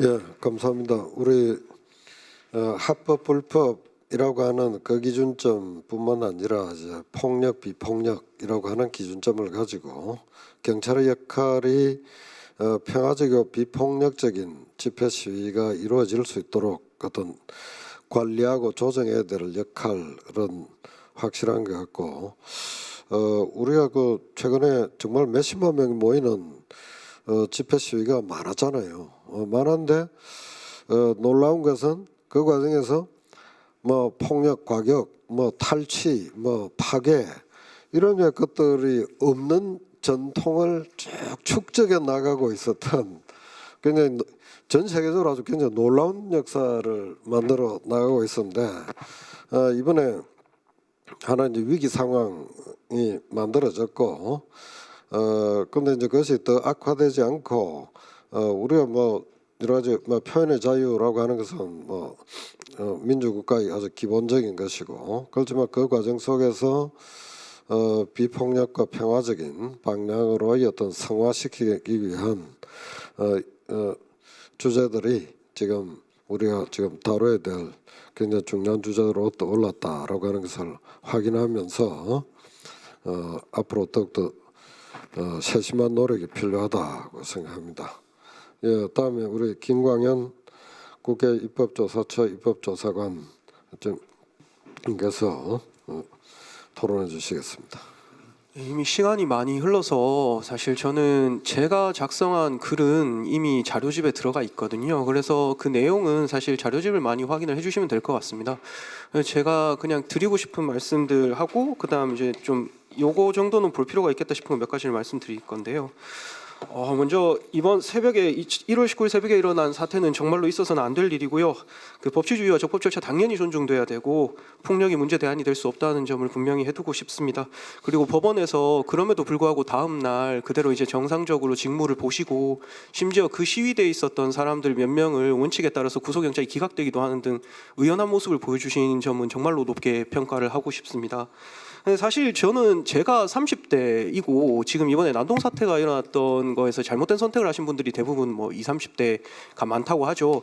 저는 사실 이분들과 계속해서 앞으로 이제 동시대를 살아가야 되는 어떤 사람이라고 볼 수도 있을 것 같습니다. 그래서 이번에 제가 공교롭게 지금 과거의 법원 침입 사건들이라고 제가 정리를 했지만, 이 사건 어느 하나도 제가 경험한 게 없습니다. 그리고 아마 그분들도 그럴 것 같아요. 그래서 그 과정에서 제가 이걸 찾으면서 느낀 점들을 좀 나가면서 해서 이 자리를 빌어서 좀 말씀을 한번 드려보고 싶습니다. 과거 법원 침입 사건들 몇 개만 살펴보겠습니다. 가장 유명한 건 어쩌면 방공천년 법원 난입 사건이고, 이번 사건과도 좀 유사한 부분들이 있는 것 같습니다. 그 전에도 이제 부산 정치파동 관련해서 경남도청에 그 사람들이 폭도들이 침입했던 사건이 있긴 있는데, 그건 이제 법원이나 법원 판결을 노리고 일어났던 것은 아닌 것 같고요. 다만 그 당시 이제 백골단, 따뻘대 이런 정체불명의 단체들이 발생했던 게 그 부산 정치파동 사건이고, 이 방공청년 법원 난입 사건은 사실 조봉암 선생에 대한 그 판결의 불만 때문에 이제 일어났던 건데요. 이 반공 청년들이 이제 청사 내에 난입을 해서 친공 판사를 타도하라. 그리고 이제 난동을 피우기 시작했습니다. 그래서 이분들이라고 하기 좀 그렇긴 한데 여튼 이 사람들이 고등법원장을 면담을 결국 했고 이때 고등법원장이 항소하는 기회가 있으니 돌아가라라고 해서 결국은 돌아가게 됩니다. 그런데 이제 이 사건이 당시에는 이제 건국 후에 처음 보는 판결에 대한 시위 및 소란 사태라고 이제 설명이 됐었고요. 여기에 대해서 국무위원들을 소환해서 국회에서 이제 좀 출석 요구해서 문의도 하고 하자라는 안건이 제출됐는데 결국 자유당 반대로 그때는 좌절이 됐습니다. 그리고 뭐 한 의원은 실제로 여기서 뭐 잘한 거 아니냐 뭐 이런 말을 하는 바람에 사실 논란이 되기도 했었고요. 근데 이제 심지어 이제 사후 처리도 좋진 않았던 것으로 보입니다. 왜냐하면 당시에 이제 경찰에서 경범죄처벌법을 적용해서 직결 심판을 회부했다가 법원이 이제 아니 이걸 무슨 직결 심판으로 처리하느냐라고 해서 결국은 송치를 시켜가지고 한 명은 구속 기소가 됐는데 나머지 한 명은 도주한 뒤에 지금 어떻게 됐는지 제가 찾아보지는 못했습니다. 도주한 소식까지가 남아 있었습니다. 그 뒤로 이제 박태선 장로 사건 그리고 이제 비구승 법원 난입 사건이라고 제가 정리한 게 있는데 이건 이제 판결에 대해서 이제 불만을 품고 이제 폭도들이 법원에 난입한 사건이라고 생각을 하시면 될 것 같습니다. 그러니까 저희가 생각하는 것처럼 뭐 법원이 항상 평화로웠던 것은 아닌 것 같고요. 여튼 특히나 이 당시에는 이런 사건들이 좀 집중되어 있는 느낌이 있습니다. 이제 60년대쯤인데요. 그래서 이제 언론에서도 이걸 보면서 비판을 상당히 많이 했습니다. 뭐 입법부나 행정부의 각종 데모 사건이 뭐 여러 차례 발생한 바는 있지만 법원에 대해서 이렇게까지 하는 게 이게 지금 허용이 되는 거냐 이런 비판적인 언론의 논조들이 많이 발표가 됐었습니다. 그리고 이제 4페이지에 무장군인 법원 난입 사건인데요. 이것도 무장군인들이 그때 당시에 이제 대일관계 정상화랑 관련해서 학생들 시위가 있으니까 그럼에도 불구하고 이제 판사님이 소신에 따라서 결국 구속영장을 일부 기각을 했습니다. 그러니까 이제 기각 직후에 권총과 소총으로 무장한 군인들이 이제 법원에 당직실에 난입해서 그 판사를 찾다가 판사가 이제 집에 갔습니다. 퇴청했습니다라고 하니까 이제 집까지 따라가 가지고 이제 그 구속영장 왜 기각하냐 따지면서 이제 위력을 행사했던 사건인데요. 이 부분에 대해서 당연히 대법원에서 엄중 항의할 것을 결의하고 실제로 국무총리가 국회에 출석해서 뭐 사과드린다 하기도 하였고요. 그리고 이제 그 관련자들에 대해서는 또 나름의 법적 처벌이 이루어진 바가 있었습니다. 그 이후로 사실 법원이 좀 한동안은 잠잠했던 걸로 보입니다. 근데 이제 학생 운동이 활발하게 진행이 되면서 이제 법원도 여차여차 하다가 이런 시위에 영향을 좀 받게 되는 사례들이 있는데요. 이때 사건들은 이제 법원의 어떤 판단에 대해서 항의를 한다기보다는 좀 이제 그 다른 정치적인 어떤 스탠스를 갖고 이제 그걸 표시하기 위해서 좀 침입한 사례들이어서 결은 좀 다른 측면이 있습니다. 근데 이제 대표적인 걸로는 88년도 12월에 있었던 이제 광주 조선대학교 학생들이 광주지방검찰청과 광주지방법원 앞에 몰려갔던 사건이 하나 있고요. 그리고 이제 1989년에 이철규 사인규명 요구 사건이라고 해서 학생들이 이제 의문사로 그 당시에 이제 이야기 많았던 이철규 씨의 사인규명을 요구하면서 법원 옥상에 올라가서 한 분이 이제 투신해서 중상을 입기도 하고 했던 사건이 확인이 됩니다. 이제 나가며 부분입니다. 사실 우리 법원은 이제 95년에 법원사라는 책을 펴낸 바가 있고 그걸 보면 이제 법원이 그간 굴곡의 현대사를 이제 국민들과 함께 겪으면서 경험했던 여러 사건들에 대한 내용이 정리가 돼 있습니다. 본문에 실리진 않았는데요. 이제 판사 개인에 대한 협박성 벽보가 나붙은 경우도 있고요. 그리고 이제 뭐 자택에 화염병이 투척된 사건도 있었습니다. 80년대 중반부터 90년대 초반까지는 대학생 등 뭐 방청객들이 법정에서 뭐 구호를 외친다거나 아니면 이제 민가를 그러니까 노래를 불러서 재판을 정상적으로 진행하지 못한 사례들이 꽤 있어서 뭐 법정소란이라는 단어가 흔히 등장했습니다. 저는 이런 시대를 사실 다 지나고 이제 저는 이 활동을 어떻게 보면 이제 변호사 활동을 시작하게 됐는데요.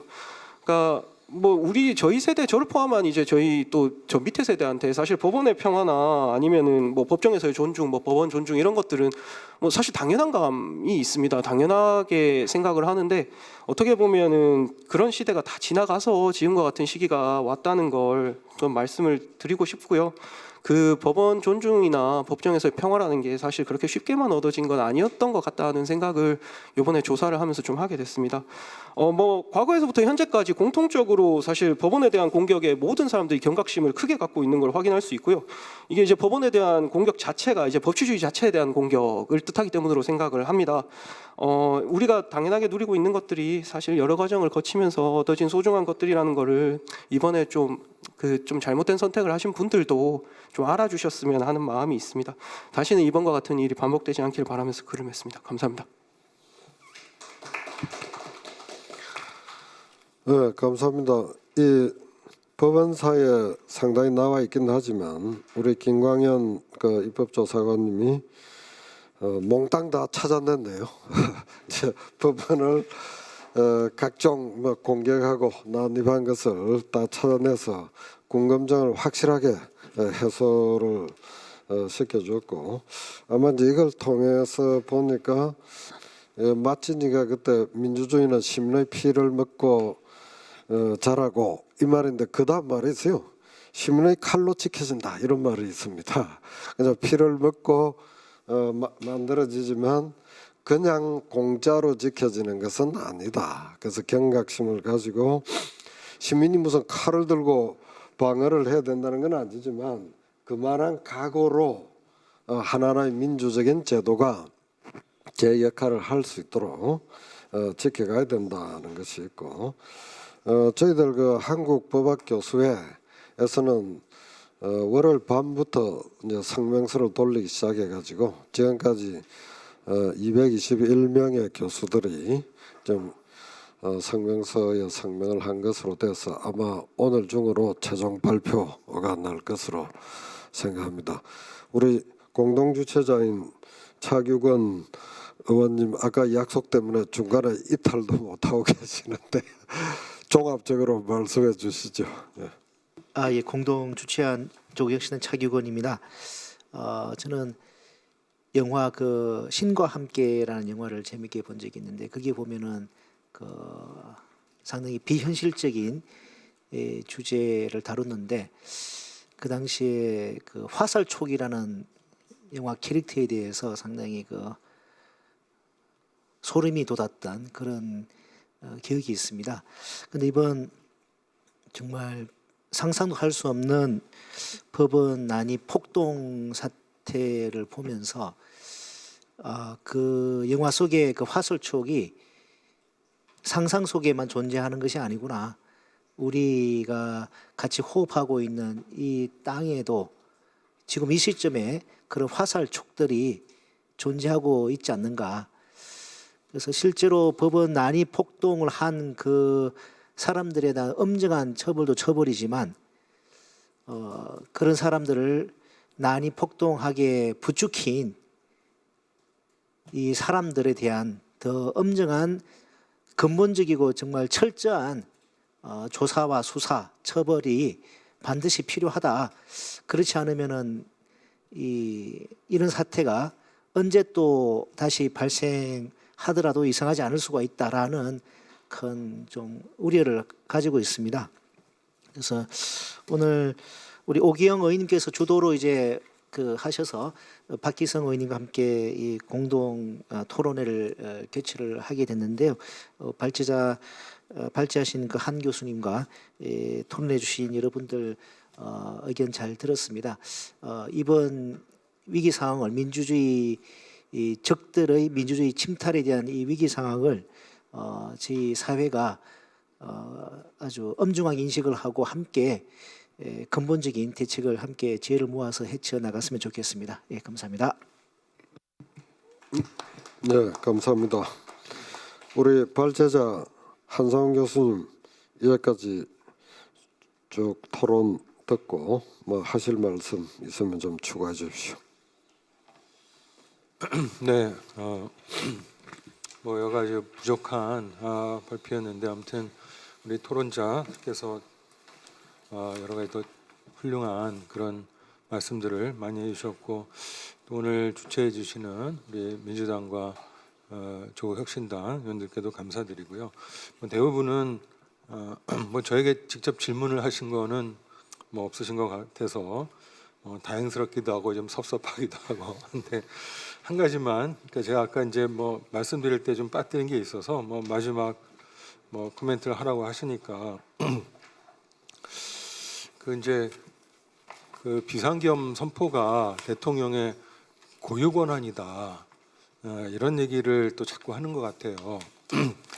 근데 뭐 비상계엄 선포가 대통령의 고유 권한이라는 거에 대해서 이의를 제기할 사람은 없을 것 같습니다. 당연히 대통령이 할 수 있는 비상 대권 중에 하나인데 문제는 그 계엄을 선포하기 위해서는 그 요건을 갖춰야 되고 그 헌법이 규정하고 있는 요건을 갖춰야 되고 또 그 절차를 준수해야 된다. 이게 이제 아까 우리 한인섭 교수님도 모두에서 말씀하셨듯이 헌법을 준수하는 것이다.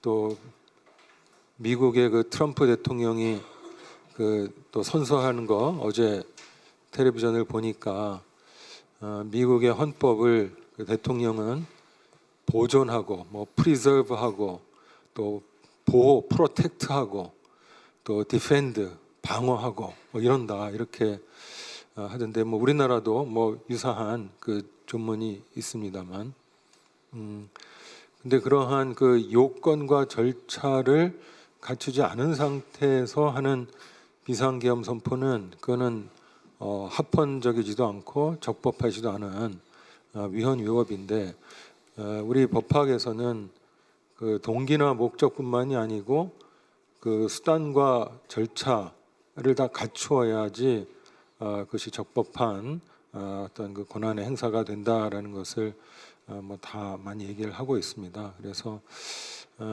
그런 점에서 우리 뭐 그 계엄뿐만이 아니고 우리 여러 가지 그 권한 행사가 그런 요건과 절차를 준수하는 그 법치주의 아래에서 잘 시행되어야 되지 않느냐 이런 생각을 해봅니다. 네, 이상입니다. 네, 우리 아까 김광현 보좌관 조사관이 말씀하신 게 가만히 보면 더 해야 될 게 하나 있는데 이제 법원에 대한 직접적인 침탈을 이야기했는데 법관에 대한 직접적인 공격 부분도 또 항목이 하나 돼서 한번 넣어야 될 것 같아요. 뭐 기억나는 것이 1952년에 그 서민호 의원에 대하여 안윤출 그 판사가 석방 조치를 하니까 완전히 이제 죽이겠다고 막 이제 그 하니까 김병론 대법원장이 안윤출 그 판사를 피신을 시켰습니다. 피신을 시키고 그 다음에 판사가 그렇게 제 멋대로 해도 되냐라고 하니까 김병로 대법원장이 판사가 내린 판결에 대해서는 대법원장인 나도 이래라 저래라 아무 말도 할 수가 없다. 정부가 이의가 있으면 항소하시오. 이렇게 아주 의연당당하게 답변했던 뭐 그런 것도 있고요. 그다음 1959년에 경향신문 폐간의 행정 조치에 대해서 홍원기 판사가 그 폐간은 잘못되었다라고 해가지고 기각을 시켰거든요. 그때 홍원기 판사가 죽음을 각오했다 이제 이렇게 하고 판결을 내렸던 적이 있는데 그에 대해서 그 당시 대법원이 뭐 아주 적극적인 방어를 제대로 하지 못하고 한 그래서 많은 비판을 받았습니다. 그래서 이것이 한번 이제 법원 행정처에 우리 돌아가시면요, 법원에 대한 침탈 그리고 법관에 대한 직접적인 공격 요 역사들을 쫙 정리를 하고 그에 대해서 이제 잘 대응을 해 나갔으면 좋겠다라고 생각이 되고 오늘 우리가 그 지금 법원에 대한 침탈, 법관에 대한 공격을 받지만 이 일이 남을 갖지 않는 이유가 12월 3일 날 국회에서 일어날 수 있었을 일일 수도 있었다는 것이고 그다음 공수처에 대해서 직접적인 공격이 나올 수도 있겠다. 그다음 헌법재판소에 대해서도 직접적인 공격이 자행될 수도 있다. 이런 게 있으니까 이게 전혀 남의 일이 될 수가 없는 거죠. 기자에 대한 직접적인 공격. 그러니까 이것이 우리 민주주의라고 하는 것이 상당히 취약한 것이기도 하지만 민주주의를 기본 틀을 방해를 해내야 우리 모두의 뭐 자유와 안정과 평화가 만들어지기 때문에 이러한 것이 법원의 일이다고 누구도 생각할 수가 없습니다. 법원만의 일이라고 생각할 수가 없고 우리 모두 공동의 과제로 의연하게 대처해 나갈 필요가 있다. 그래서 오늘은 그것을 위한 하나의 자리였다. 다음에는 아마 마준정 회장님이 또 새로운 주제를 가지고 이런 자리를 또 만들어 나갈 수도 있을 것 같고요. 오늘 뭐 12시 시간이 다 됐는데 이 정도로 해도 마쳐도 되겠습니까? 예, 아주 모두에게 감사드립니다. 마치겠습니다.